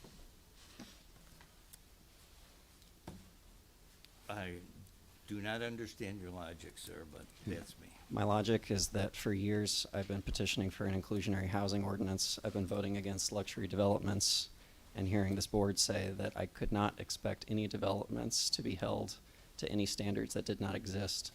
Now that these standards do exist, we are claiming that the largest corporation in town is exempt. Trustee Kuhn? I would like some clarification on some words that have been used. And first of all, John, thank you for clarifying that we did not meet with lobbyists. We met with developers to hear about the proposal early on, so we can understand what is coming before the board. So thank you for that clarification. There is a difference between what we want and following a process. Can you explain to me, John, when we say, what does it mean to comply with the inclusionary housing ordinance? Or to not comply?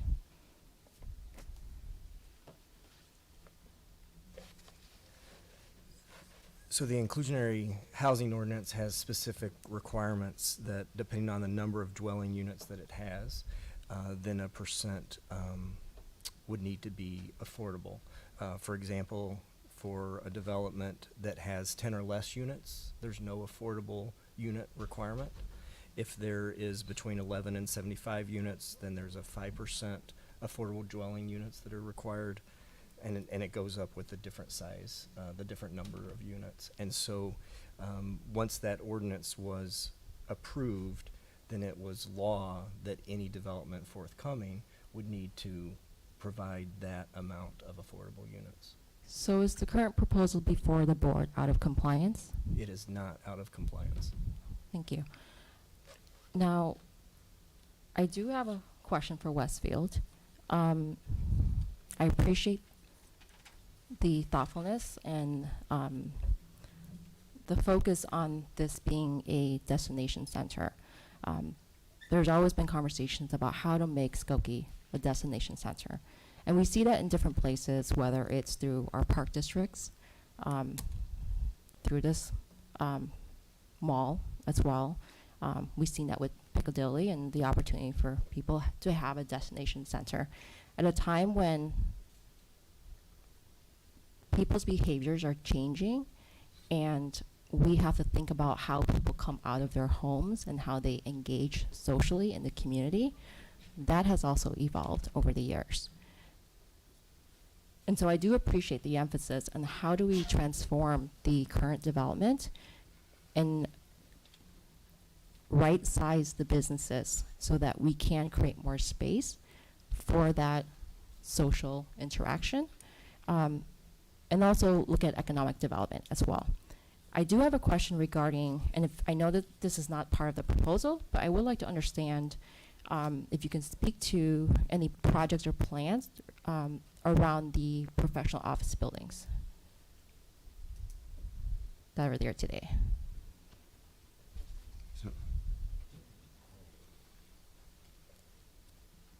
happy to provide some commentary. Professional office building is something we continue to study. It's been with the center since it was built in 1957, very early on. The center didn't go beyond that, if you know the history of the center. We have been reinvesting in the professional office building the last few years, starting to redo lobbies, starting to redo the hallways. The building is aged, and it does need significant capital reinvestment. We're studying various opportunities on how we do that with the building. But right now, our sole focus is on the applications before you tonight. Thank you. I do appreciate that because I think the other part of the mall, when we think about it, is the economic, the retail. We're proposing residential property, but also the fact that it houses many professional offices, including health there as well. And so that's just something else as we consider the different uses of the mall today. Yeah, the great thing about Old Orchard is it is mixed use today. And there's a lot of malls in the country that are not. And there's a lot of malls in the country that we're working on that we would love to bring a professional office building, a medical office building to the site. So we're fortunate that we have something to start with here at Old Orchard. Okay, thank you. You're welcome. Trustee Sucker. Don't go away. I want clarification on the hotel. Sure. Because I know that you have like an option to, if it, so can you just play that out for me? Like, how would that work? What would the timeline be? How would you know if you were gonna move forward with a hotel? Sure. When would you go to option B? All great questions. So we've actually already been out in the marketplace in discussions with hotel developers. We've been showing this plan. We've been discussing positives and negatives. Their input has actually been incorporated somewhat into the plan as well, to ensure that we're not coming for a site plan approval for something that would never be taken up by a hotel developer. With our sites in particular, it's as much a retail merchandising discussion as it is a economic discussion as to why we want to bring a hotel. We do think that from a mixed use perspective, bringing a hotel to the site is very appropriate in terms of a use at the site. It's as appropriate as medical office, the retail, the food and beverage, the entertainment, the multifamily, residential. It all has a place here. In terms of timeline, focuses on phase 1 first, right? There can't be a phase 2 without a phase 1. We need to build that first. From a multifamily perspective, we need to be moving towards stabilization because you would not want to build additional units before you get to the point that you're stabilizing on your first building. As we've said, it's going to take us a good year to do all the drawings. It'll take a couple years to build after that. As we move toward the end of that period, we would have already been well into our discussions and deal making with a hotel at that point, and also into finalizing all of our agreements related to the phase 2 multifamily as well. Our intention is that we move from phase 1 into phase 2. It's to our business benefit to ensure that we can seamlessly move one to the next. We can keep the same teams on site, we can stay mobilized, and we can just keep going. We do, speed matters when it comes to delivering on the projects because we know that there's impacts on our site as we remain under construction. So we do want to get there. The decision-making point, though, would come as we move towards stabilization because if we have a deal with a hotel, we would be advancing all those plans and studies as well as that deal. I'm a retail developer. There's a reason that we have chosen the best-in-class multifamily residential developer in the area to partner with us because they do that best. We don't. We don't do hotel best either, so it would be a very similar setup that we would bring a hotel developer with us as a co-developer for the site. If we do have to pivot to the multifamily residential piece, we'd be partnering with our multifamily residential and taking a look at the plan again to see what kind of changes we would need to do physically from a building perspective to make that happen at the site. So there's different layers of approach to it. There's the zoning aspects, but then there's also just the physical aspect with the site plan that we fully recognize if there's major changes to the site plan, there's rules in place. In every municipality I work, thank God, because you follow the rules and we come back before the boards as needed to make any changes. Trustee Kuhn? So I asked you this question in private, and I'm going to ask you in public. In terms of how you arrived at the 3.5% for inclusionary housing, I get that the numbers, you were looking at different variations and trying to figure out what worked best in the spirit of the ordinance. Is there anything that the village or we have left at the table that could help move the needle forward? I think I'd like to call up my colleague to join me as well here. Justin, as well, I know he's got a big smile on his face on this one, because this is a multiple developer coming together discussion. I don't know if you want to talk about some of the details on Yeah. the 3.5%. But as I mentioned earlier, when we first started the project, we had underwritten 0, and so the 3.5, to be honest, is it's an economic issue. And we run the numbers. We have to make sure that this deal's financeable, it gets built, and we're at that threshold at the 3.5%. Do I think there's opportunities and ways to partner? Sure. We've seen it. We've done inclusionary housing in other municipalities. Sometimes it involves incentives such as TIF at the local level. Probably the most impactful thing, and I've had conversations with at least one of the inclusionary housing advocates, is there's a state program that allows for a large real estate tax abatement if you do inclusionary housing on site. That statute's going to expire in 2027. The building has to be built by then.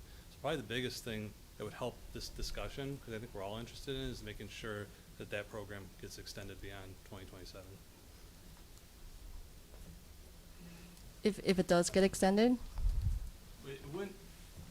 Well, first off, I know it's not going to get extended in time to impact this deal, but it could certainly help in future conversations regarding this project and, frankly, other developments, throughout Cook County. Thank you, appreciate that. Trustee Pierce-Sullivan. Thank you. I have a further question about the residents that were at your building, please. Thank you. Sorry, should have got you before you sat down. No problem. Good exercise, though. Oh, that's good. Thank you. Keep me on my toes. I don't have a crystal ball, but I would suggest that many people that would be buying or, in the residential area would be somewhat aging people or empty nesters, et cetera, however we want to look at it. And are you taking into account ADA requirements so that aging residents might have, or people who need accessible, for wheelchairs, et cetera? Is it a consideration in this wider halls, bathrooms with wider things you can get the wheelchair in? Yeah, so, and it's a pretty easy answer. So all new construction or all new development of multifamily has to follow FHA and ADA requirements.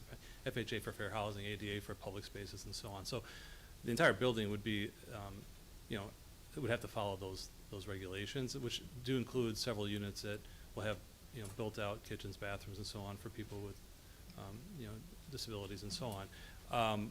So I think that's covered, and certainly the buildings are elevator buildings. There's some practical things there that just don't exist in a lot of the vintage products here in town. But to answer your question directly, it's the law.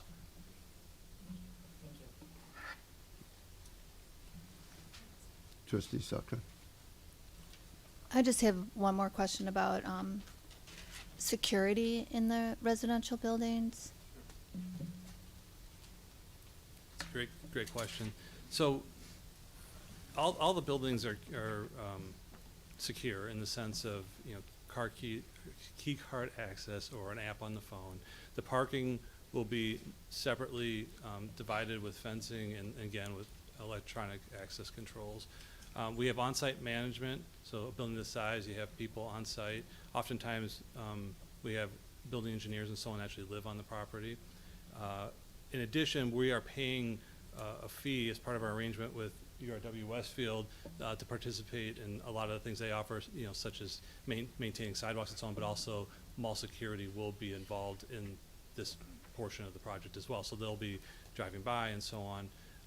But the biggest thing for us is the on-site staff. I mean, we have people manning this facility, certainly during business hours, and as I mentioned, oftentimes outside of business hours.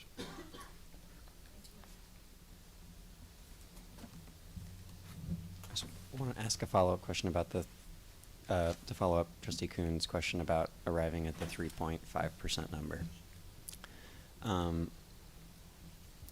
Theoretically, if we were,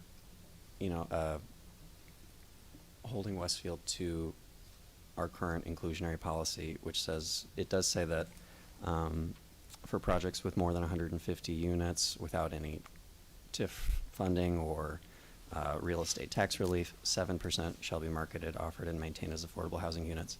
But our policy also, I would argue, really generously offers developers the opportunity to make a payment in lieu of offering on-site affordable units. And I know during the Plan Commission review, I'm not sure who it was from Westfield, but someone did offer this as a suggestion of something that Westfield would be willing to consider as this project moves forward.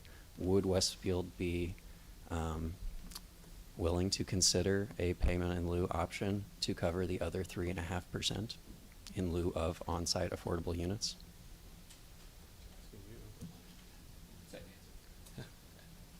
It's the same answer. Okay, go ahead. So as Justin mentioned before, the 3.5%, it is an economic value. So you're in essence asking for the additional 3.5% to get to 7%, and that would make the project not economic, which means it would not get built.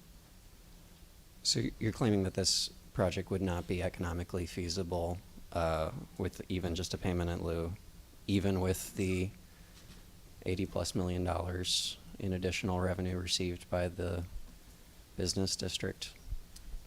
It would not be economic. The $80 million received by the bid cannot be used for the mixed use. It is not being used for any planning of the mixed use. It is completely separate from it. So you are inaccurate in that piece of the statement. But I am correct in saying it would not be economic and would not be built.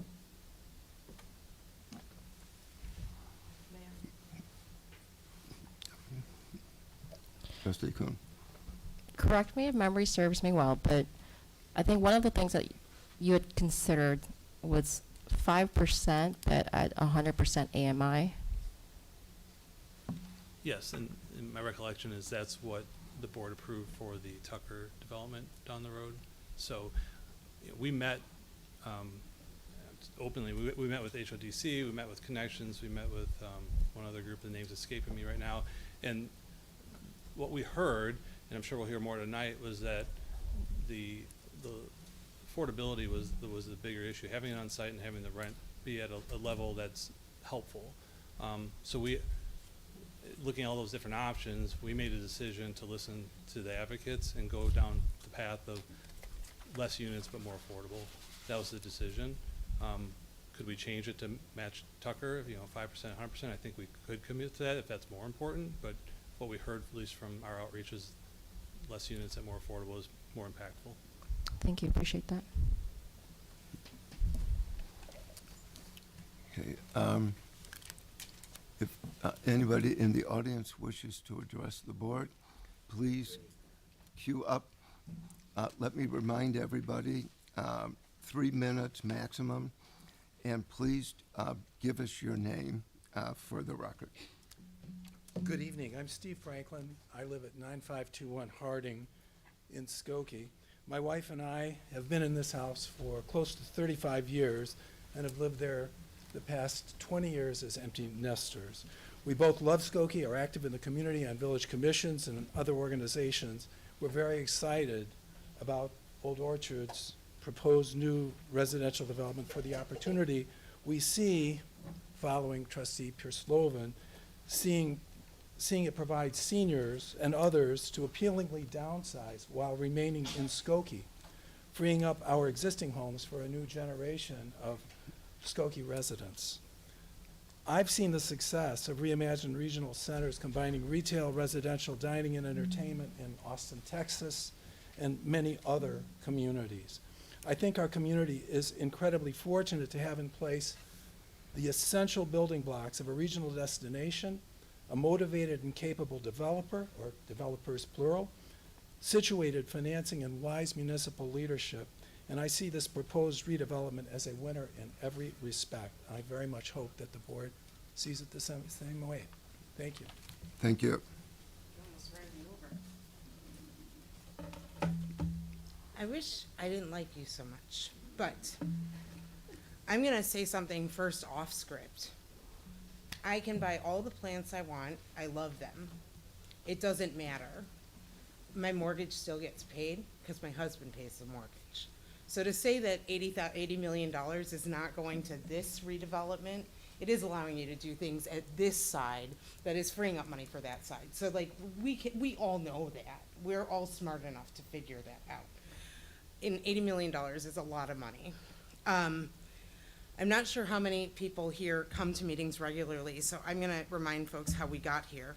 On December 19th, Keith Robinson asked for housing affordability to be addressed by the end of the first quarter. of 2023. Me, for the first time maybe in this boardroom, hopeful, cautious, but because much of what happens in this boardroom feels performative, and I'm feeling it tonight. But I truly was more hopeful than cautious. May 1st, 2023, the first reading of the ordinance at 5%, and much discussion was had, potentially raising the percentage among several members of the board. Numbers were thrown around from 10 to 20%. Many people gave public comments, wanted a number higher. On that night, I looked at you and I said that doing 5% was just something to say we did something without really doing anything, and begged you not to once again check a box. And that's what you've done. You've checked a box. You checked a box to tell all of Skokie you've done something on affordable housing when you've done absolutely nothing.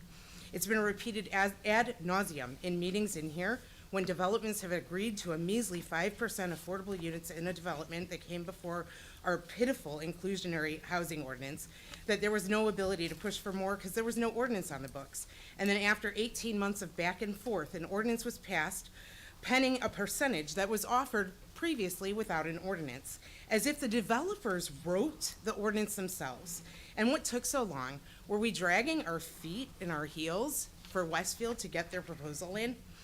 The ordinance of May 2023 never passed a second reading and fell to the wayside for an entire year, and in May of this year, that pitiful ordinance passed.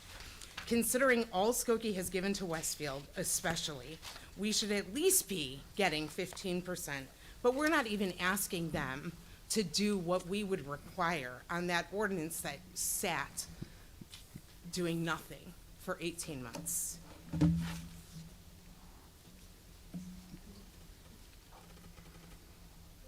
I'm going to be a little warmer and fuzzier than that.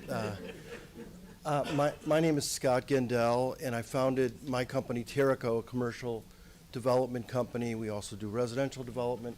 In 1986 in Skokie. Our current address is 4 blocks away.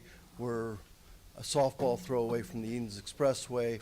I was involved in the hotel development next to our office building in Wilmette. Sorry, guys. I've been involved in 20 developments in Skokie and Wilmette, and I'm here tonight because I love this community.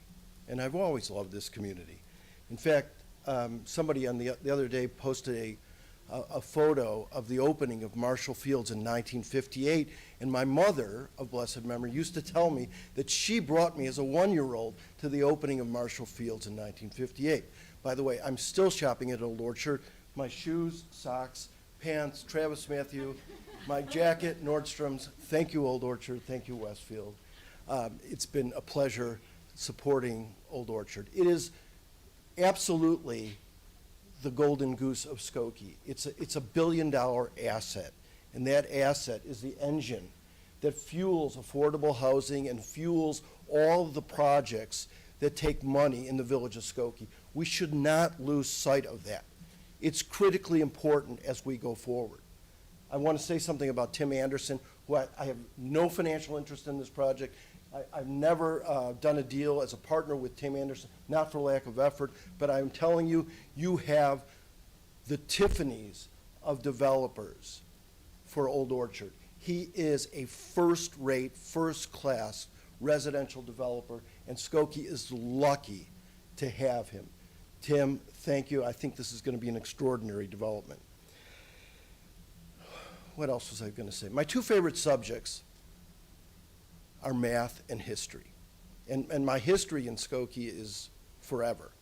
My math history relates to how to do a budget on a project.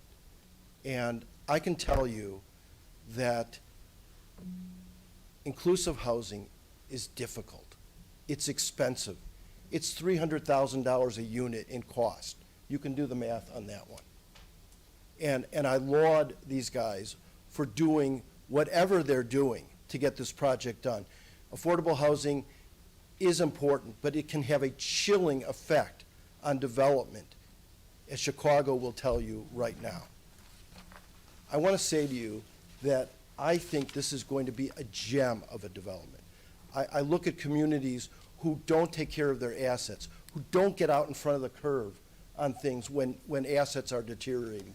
You guys have really done a remarkable job of getting in front of the curve and going forward on this before the deterioration of an asset. Certainly. Thank you. Thank you. I support the project. I'm an active developer in the market, and I think this is good for Skokie and good for Thank you. everyone involved. Thank you. Good evening. My name is Gail Schechter. You had 2 years. We, the people, organized Skokie Neighbors for Housing Justice precisely because Westfield announced that they would build an all-luxury rental, quote, community. We were tired of the village board's excuse that Skokie has exceeded its quota of low-income people and that the families we do have are comfortably housed.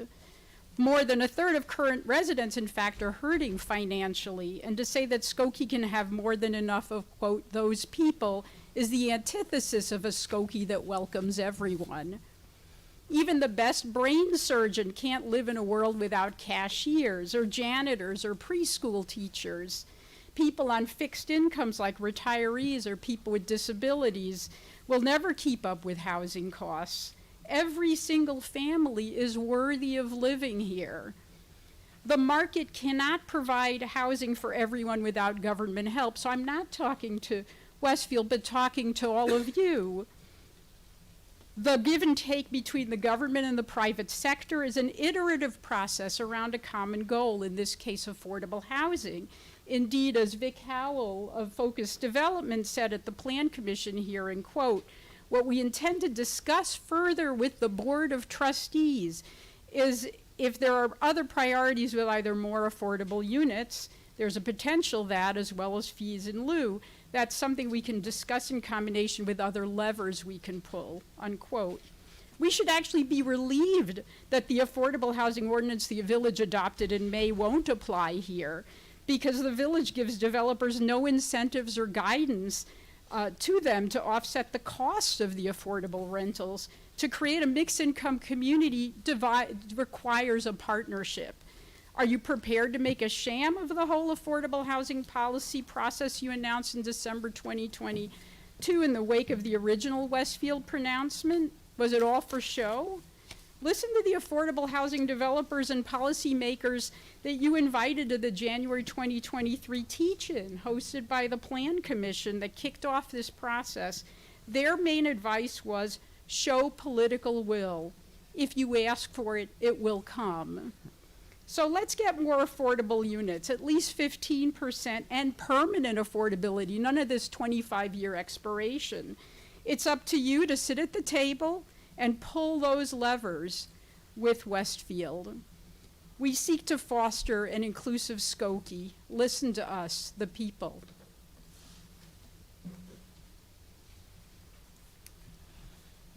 Hi, my name is Matt Jarvis.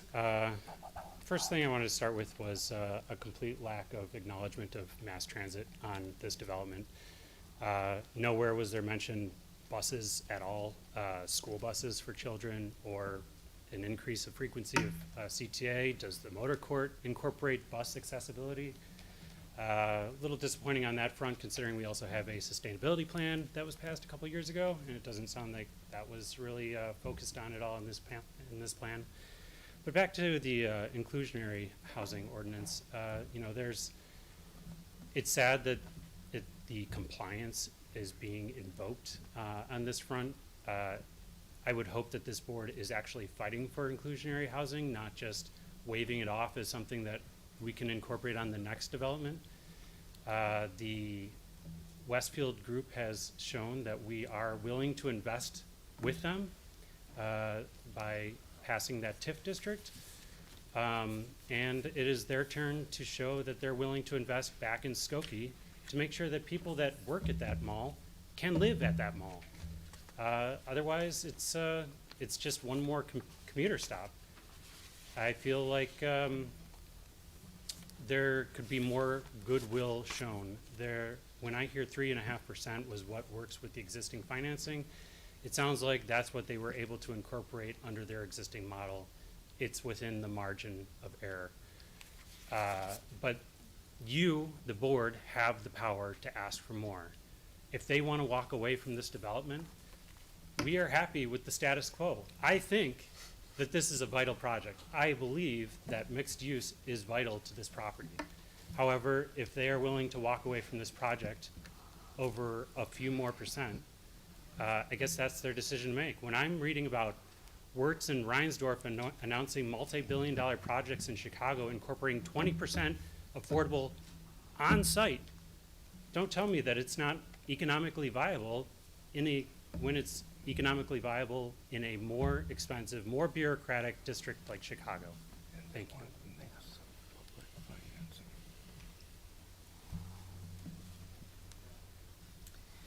I'm Lissa Levy. You may know me from Meetup on Main, which means that I am talking to people in the community all the time. And what I have to say is that coming late to this game, coming late to this development, on one hand, amazing, wow, mixed use, yay, stuff we all want to see. But here's my question. What kind of Skokie do we want to be? That's the essential question here. And if we want a Skokie that is diverse, not just racially diverse, which we are, but economically diverse, which is something that we're sort of dancing around, then we really have to take a look at what's the nitty-gritty here. Who can actually afford to live here? If you bought your clothes at Old Orchard, you don't need affordable housing. But I didn't buy my clothes at Old Orchard. This is from a thrift store. The rest of my stuff is on clearance. I can't shop at Old Orchard. I couldn't afford to live there. I can barely afford to live where I live. So that's one thing I have to say. Another thing that I want to say is, you know, we're talking about Old Orchard being designated as a blight, and all of the wonderful things that Old Orchard as an anchor can give to Skokie.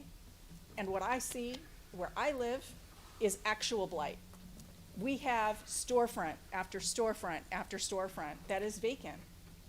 We have stretches of blight along Main Street. We have stretches of blight along Oakton, along Church, along Dempster. And when I'm talking to people, neighbors, business owners, that's a real issue. So yay, Old Orchard, that's awesome. What about the rest of Skokie? What is going on here? Why is Old Orchard the only place that we're talking about developing? That's silly.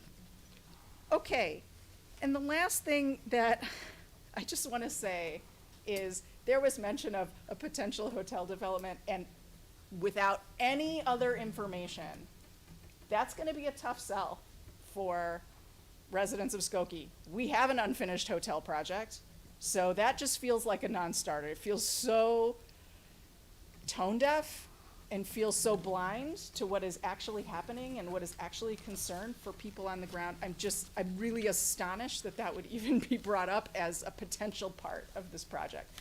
So, mixed bag, yay. Also, what? Thanks.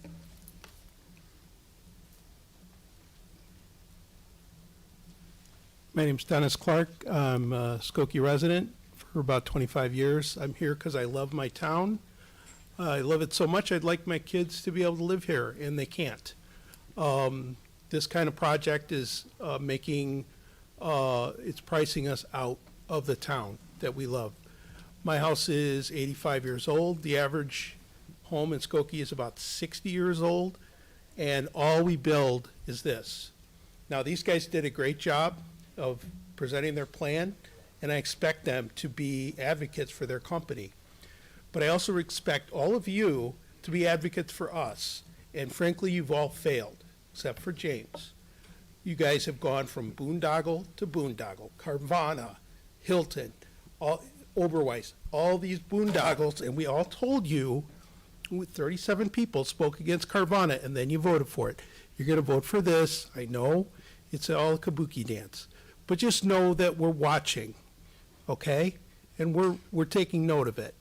And if you're not going to do it here, maybe the next administration will, because we love this town, and we love it so much that we're going to fight for it. That's it.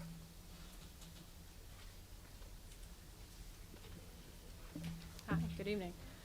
My name's Jackie Ehrlich. I'm a teacher at Niles North High School. As I looked for my first apartment a few years ago on my second-year teacher salary, I spent months looking for an apartment in Skokie that made sense for me. It was just me, so I didn't need much, and with the High Point opening up, I was really hopeful that it would be a good fit for me. a young, single professional with a stable, good-paying job in the community. I was surely the target demographic, but I couldn't afford it. As a teacher in the community, I could not afford it. In fact, I couldn't find an apartment for myself in Skokie that made financial sense. I was forced out of the community that raised me and that I had intentionally returned to serve. I live in Evanston now, but I hope to move back to Skokie to raise a family someday. But my experiences with housing affordability in Skokie makes me wary of that as a possibility. I have my parents' story in mind as much as my own when I say that.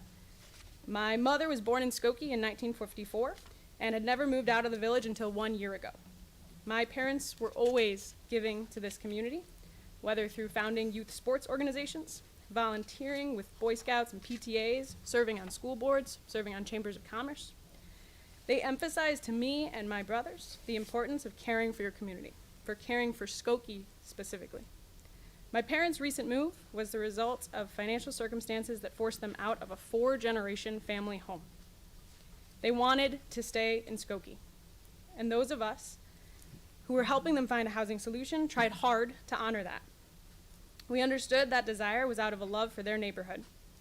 But as we looked for a place that we could afford for them, there were plenty of high-end rentals. But there was no place in Skokie that we could afford that would allow them to age in place with dignity. The truth is that these examples are connected. They're results on different timescales of this board continuing to make decisions that favor subsidizing corporate-owned luxury complexes over the needs of young folks starting out, families trying to get by, and elderly folks who wish to grow even older in the community they've helped create. These decisions are neglectful. The fact that a private corporation is showing more care for the needs of this community by volunteering 3.5% than the members of this board are makes me scared for my ability to have a future in Skokie and makes me terrified of the stability of this community for my students' families today. The developer comes here tonight to talk about helping invest in a vibrant Skokie. Yeah, I want that too. And so I'm asking this board to push Westfield beyond the meager 3.5% that they've come to us today and commit to a 15% minimum without expiration. That would reflect that Skokie can be a destination center without displacing those of us who already live here, work here, and love it here. Thank you.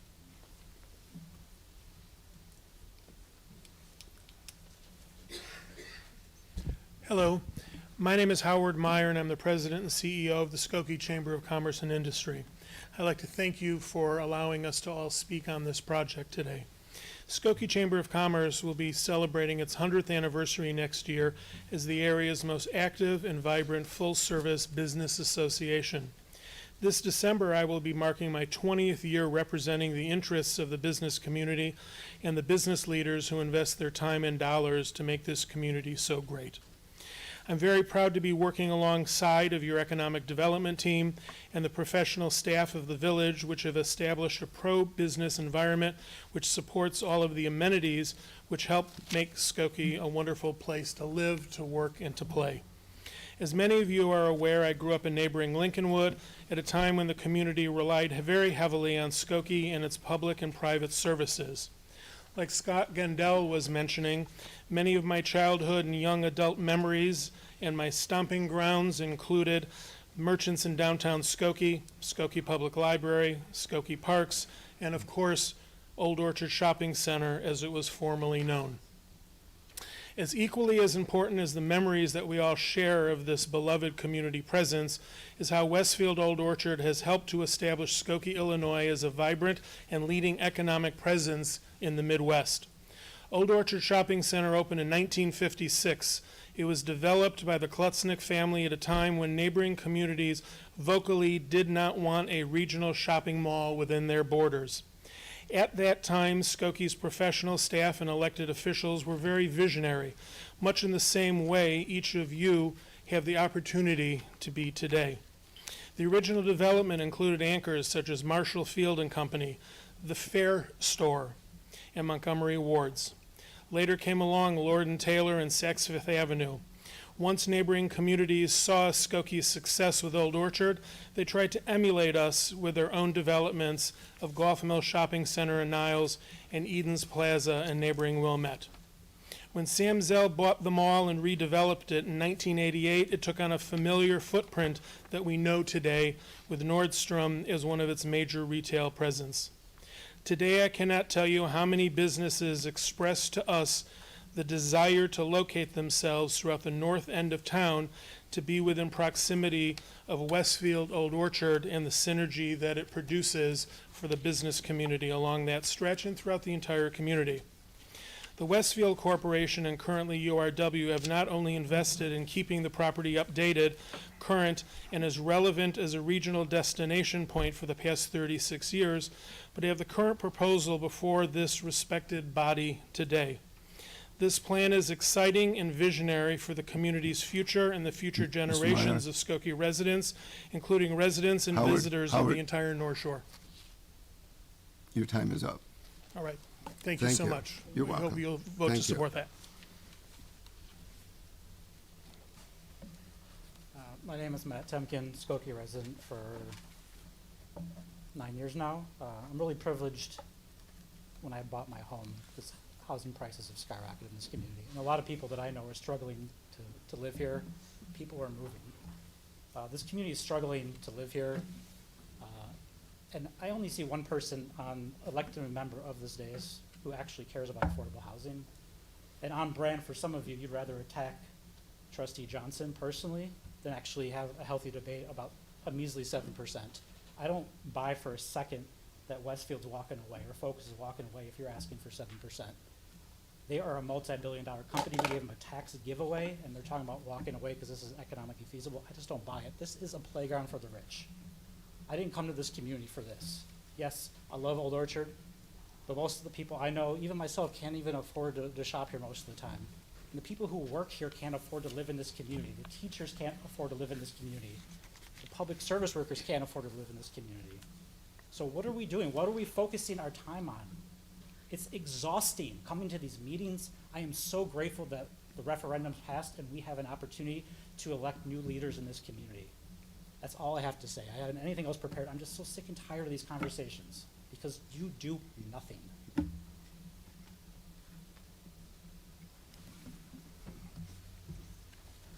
Hi, my name is Stacy Jaffe, and I'm very grateful that I'm not the last speaker. This is my first time attending a board meeting, and I've been living in Skokie for 8 years with my partner, Bill. My grandparents lived here for 30 years across the street from Old Orchard at the Barcelona condos.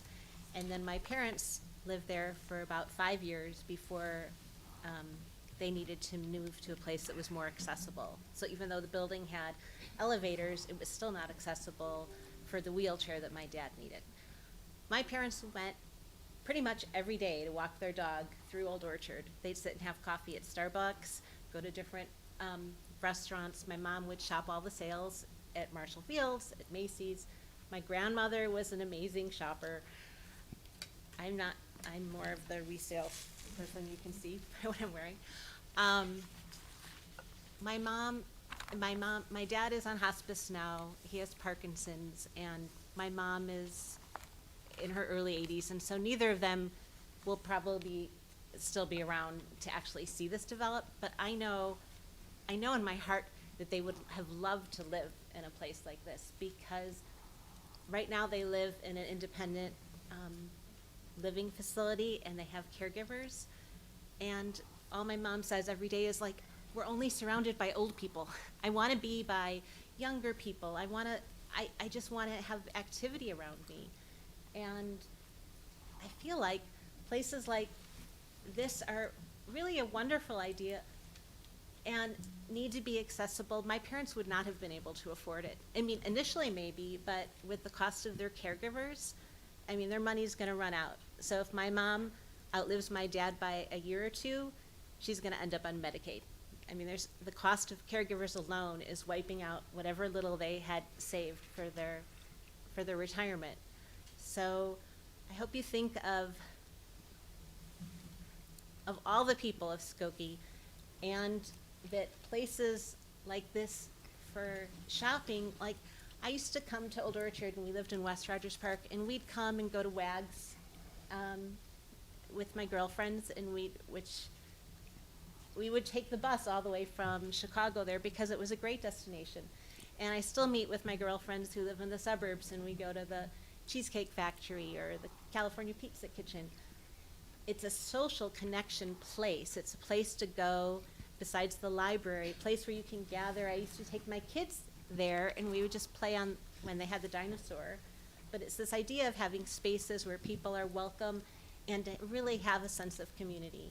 And I wish, I know it's not going to be there for my parents, but I think of other older people who would not be able to afford a place like Okay. this. Ms. And I Jaffe? hope that they can increase from 3.5% much higher than that. Thank you. Thank you.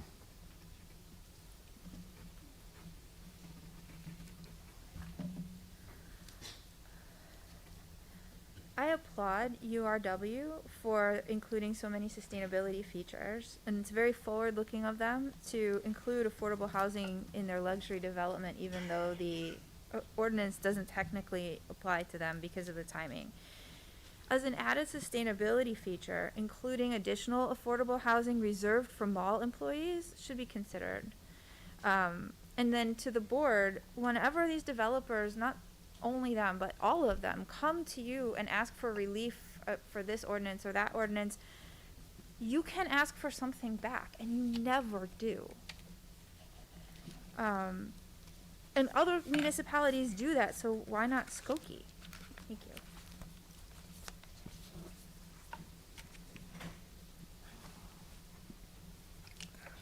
Good evening, Jeff Berman. I'm a 55-year resident and counting, and fairly involved in the community. And I've been fairly involved in the inclusionary housing discussions that have taken place over the last number of months, several months, including the subcommittee. And first of all, I want to start by thanking everybody's been so tough on the village board, but having been involved in the inclusionary housing discussions for so long, I thank you all for everything that you've done, because you have moved it from zero to a very solid starting point, even though some people that were supposedly in favor of it voted against it, and some of the delays that were caused by people that were supposedly in favor of it because they weren't getting their way. For anybody that's concerned about the Westfield project and what could happen if someone says no and they walk away from the development, take a look at a lot of the other malls in the area, particularly, granted it's an indoor mall, but take a look at Northbrook Court that used to be just kind of a focal point of the North Shore in addition to Old Orchard. And right now, I'm not certain that they have any retail left in there. It's nail salons, karate studios, and a variety of other things. The Westfield Old Orchard is an economic driver for this village. If it went away, if it diminished greatly, if the sales tax revenue diminished greatly, then that revenue's got to get made up somehow to get all the services that people want in this village, and that will wind up coming through increased taxes, which everybody will be unhappy with. This seems to be a compromise that they voluntarily came up with. They have a wonderful project that everybody agrees looks spectacular, and I don't know how many years the mall could continue to go without being refreshed if they walked away till another developer was found. But this seems like that the village needs to work with them, compromise, and come up with a very wonderful plan that's already been proposed and get it started. So I thank you. Thank you. Do members of the board have any concluding statements or comments? Okay. Let me just make a couple comments of my own. We speak of inclusionary zoning as though it is a magic wand that's going to solve problems. There are 8 municipalities, excluding Skokie, that have inclusionary zoning. Half of them, showed a decrease in the number of units over the past 3 years. The other half showed an increase in the number of units. There are 14 municipalities: Wilmette, Glenview, Niles, Morton Grove, Park Ridge, Lincolnwood, Des Plaines, Wheeling, Buffalo Grove, Elk Grove, Elmhurst, Palatine, Schaumburg, Hoffman Estates. They do not have inclusionary zoning. And yet, every one of them, except for one, showed an increase in the number of affordable units. Now, they don't have inclusionary zoning. Maybe they're telling us something. Inclusionary zoning is not a magic wand unless, and this is the experience in the city of Chicago, somebody brought up Reinsdorf. Yeah, they'll put in 20%. City of Chicago will need to infuse millions of dollars. The state of Illinois is going to be asked millions of dollars for those projects. On LaSalle Street, previous mayor announced 3 major projects on LaSalle Street, all of which would have inclusionary units. None of them have broken ground. And it's been 3 years since the announcement. Not one has broken ground. Mayor Johnson announced, I think it was 6 months ago, if I remember correctly, that the city of Chicago was going to stimulate these projects on LaSalle Street with a $1 billion, that's a B, $1 billion infusion of cash. So it's not as simple as you're going to pass an ordinance and you're going to make these developers adhere to it. The village of Skokie, and some of you are not going to want to hear it, but it's fact. The village of Skokie has 21.80%. That's the highest in our region, the highest. Evanston comes in second, a shade below us, about 1% below us. In other words, we're doing our job. State of Illinois mandates 10%. Most of the municipalities in our region do not make 10%. We not only do it, we double plus what we're mandated to do. And we have increased units. We've had a 9.5% increase in units. 788 units have increased.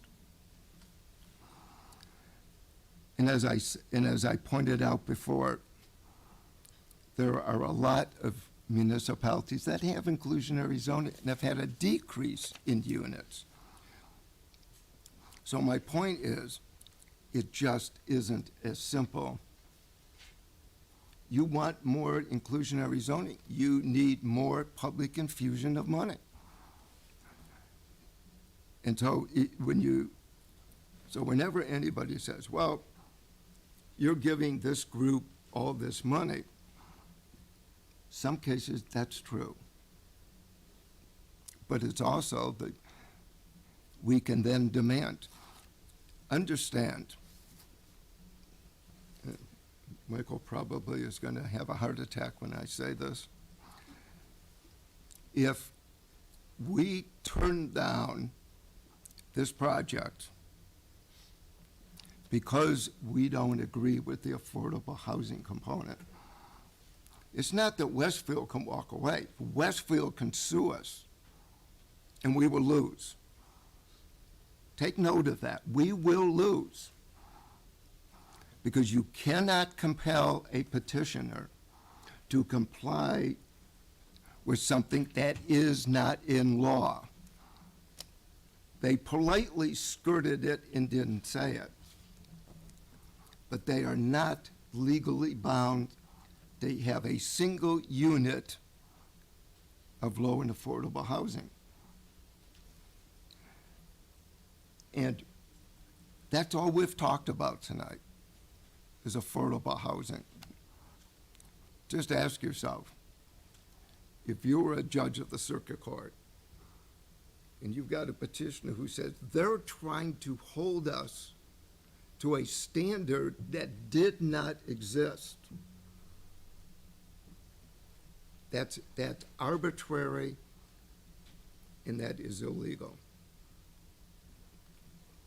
So you got to be very careful about what you do. This is not as simple as make them do it, and if they walk away, let them walk away.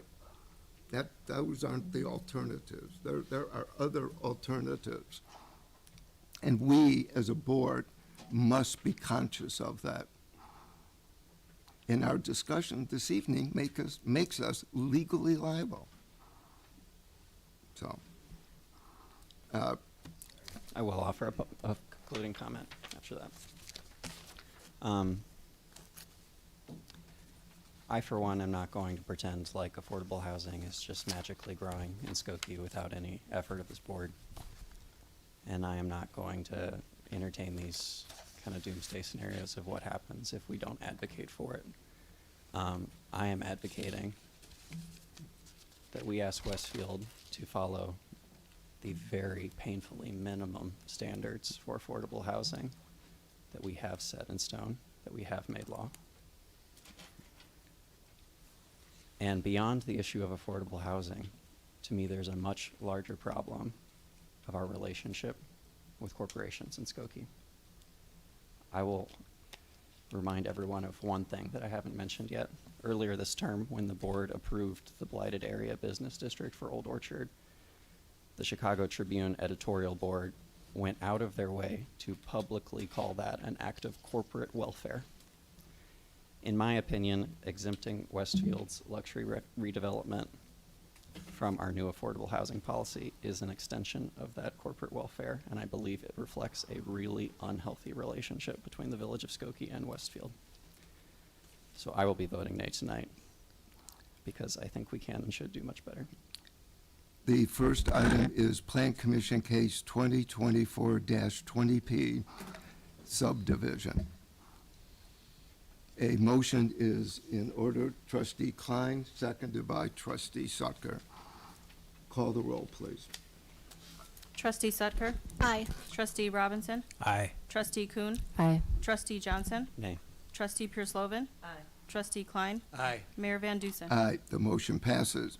Second item is Plan Commission Case 2024-21P, site plan approval for Westfield Old Orchard Shopping Center. A motion is in order. Trustee Sucker, seconded by Trustee Klein. Call the roll, please. Trustee Sutker? Aye. Trustee Robinson? Aye. Trustee Kuhn? Aye. Trustee Johnson? Nay. Trustee Pierce-Lovan? Aye. Trustee Klein? Aye. Mayor Van Dusen? Aye, the motion passes. Next item on the agenda, the concluding item, is public comment. I would like to make just one announcement. This last Friday, the Cook County had its Bright Grant Awards for Sustainability in Business press conference, and awarded $1 million in grants to 6 businesses. 3 of those businesses are from the village of Skokie: Green Cleaners, Kenny the Cleaner, and Sketchbook. All of them are receiving rather large grants, and our congratulations go to them for all of the work that they're doing on sustainability. Yes, ma'am. My name is Kimberly Polka. I'm gonna go back to a part that I skipped because I was afraid I was gonna run out of time. In May of this year, you passed an inclusionary housing ordinance that really does nothing to increase our affordable housing, despite the statistics that were shared in several meetings about the many, many households that are housing burdened in our community the fact that people who are part of the fabric of our community, working here, cannot afford to live here, and seniors cannot age in place, and that people with disabilities cannot find suitable, affordable housing. We heard some of that tonight. Having an ordinance on the books has allowed you to present the illusion that Skokie is doing something to address the affordable housing crisis. It's on the Skokie Village website, and you can even find the talking point on some campaign materials for folks sitting up there running for another term. And now you failed to hold Westfield, who got a windfall of extra tax dollars when you deemed them blighted, to the even meager 7% of affordable housing required for larger developments. I thought the passing of the meaningless ordinance was the low point in this whole ordeal, but no, it got worse tonight, because you're not holding them to your own abysmal ordinance. And Mayor, you can talk about how other goes up without an ordinance. You failed. You failed. Westfield didn't fail. They offered 3.5%. You failed to bring them to the table to say, we will do this. This is how communities work. So if those communities are doing it without an ordinance, why is Skokie doing it, not doing it with an ordinance?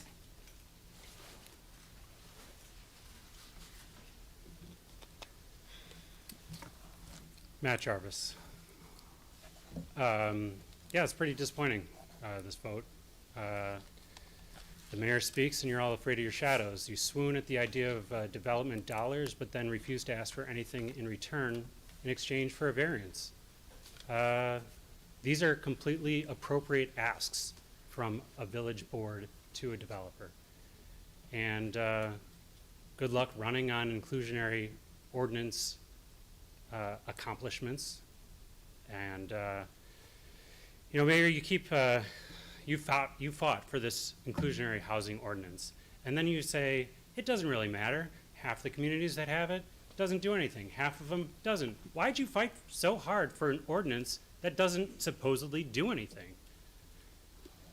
It's a little disgusting that you're like so gung-ho on this ordinance, and yet when it's brought up, you're like, it doesn't even matter. It doesn't even matter that we have it. What are we fighting for?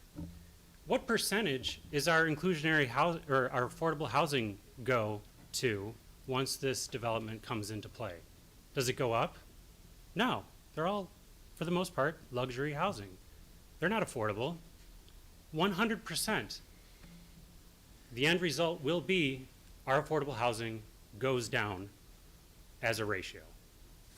It doesn't go up because 3.5% will be affordable. So the math says it will drop. That's math. Incorrect. Dennis Clark again. I just want to say that, you know, I'm not surprised, and maybe this project wasn't the one to push for affordable, but which one is? Because, like Matt was saying, you're adding 800 new units. If they're all luxury, eventually that's all we have. We're not rebuilding the housing stock that we put in after the Second World War, largely funded by the government. Like Mayor Van Duzen was saying, we need public money. It's more complicated than just an ordinance. It goes to zoning. It goes to outreach and advocacy and all these other things. You know, the Westfield folks, I would point out, if URW is doing this project in France, it would have to be 20%. That's their home country, and they have a national law. So they come to America, and we pay our tax money to build for, I don't know, anyone in this room afford one of these places? Maybe our village attorney and these folks. I can't. I'm a tradesman. I pay my taxes. And like I said, my hope for this town is that we can build a place where everyone is welcome and can live. And it's going the other way. And that's, I don't know the answer. It's complicated, I get it. But this is not it. If we keep doing this, we're not going to get better.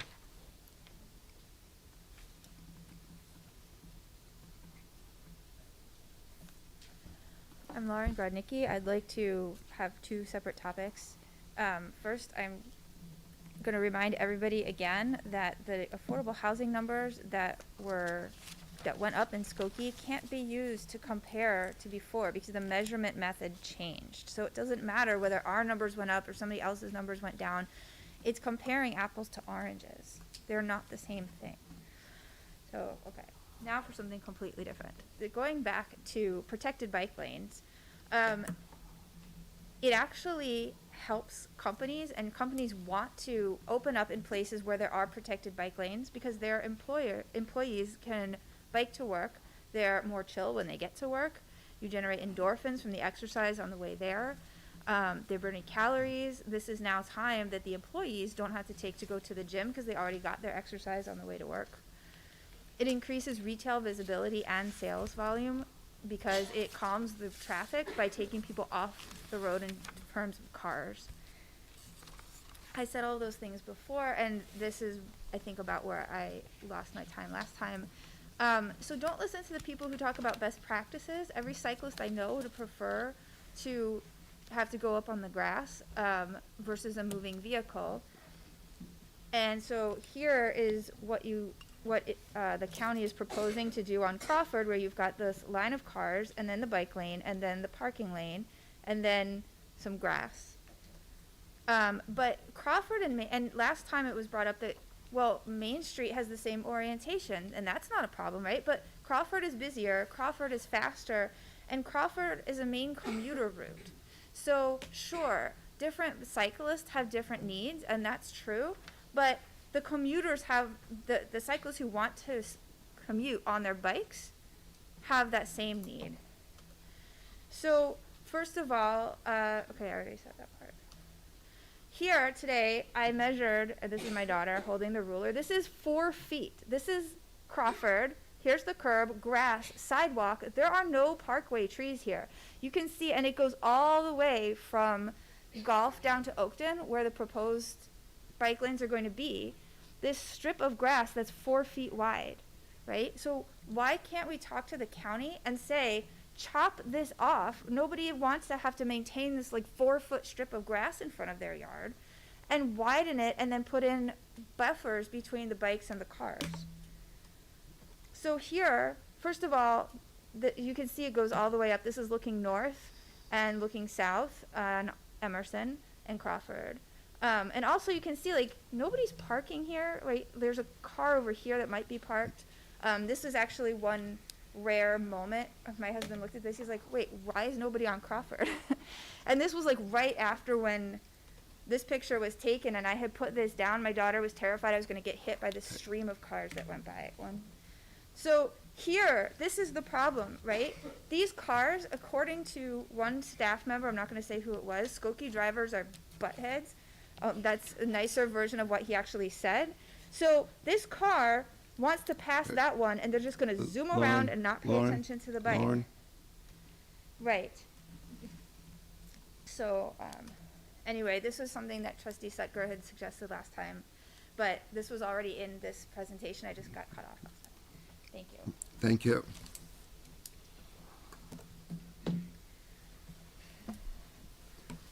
I'll just say it's late, so I'm going to refrain from giving my normal 3-minute PowerPoint out of respect to everyone here. But I will say that for the 21st meeting in a row, I am speaking in protest of the board's political hiring involving attorneys in our legal department. And I'm still asking that the board take action to finally reform this really integral department in our government. And at the next meeting, I'll say everything that I was planning on saying tonight. Trustee Sutger. I move we adjourn. We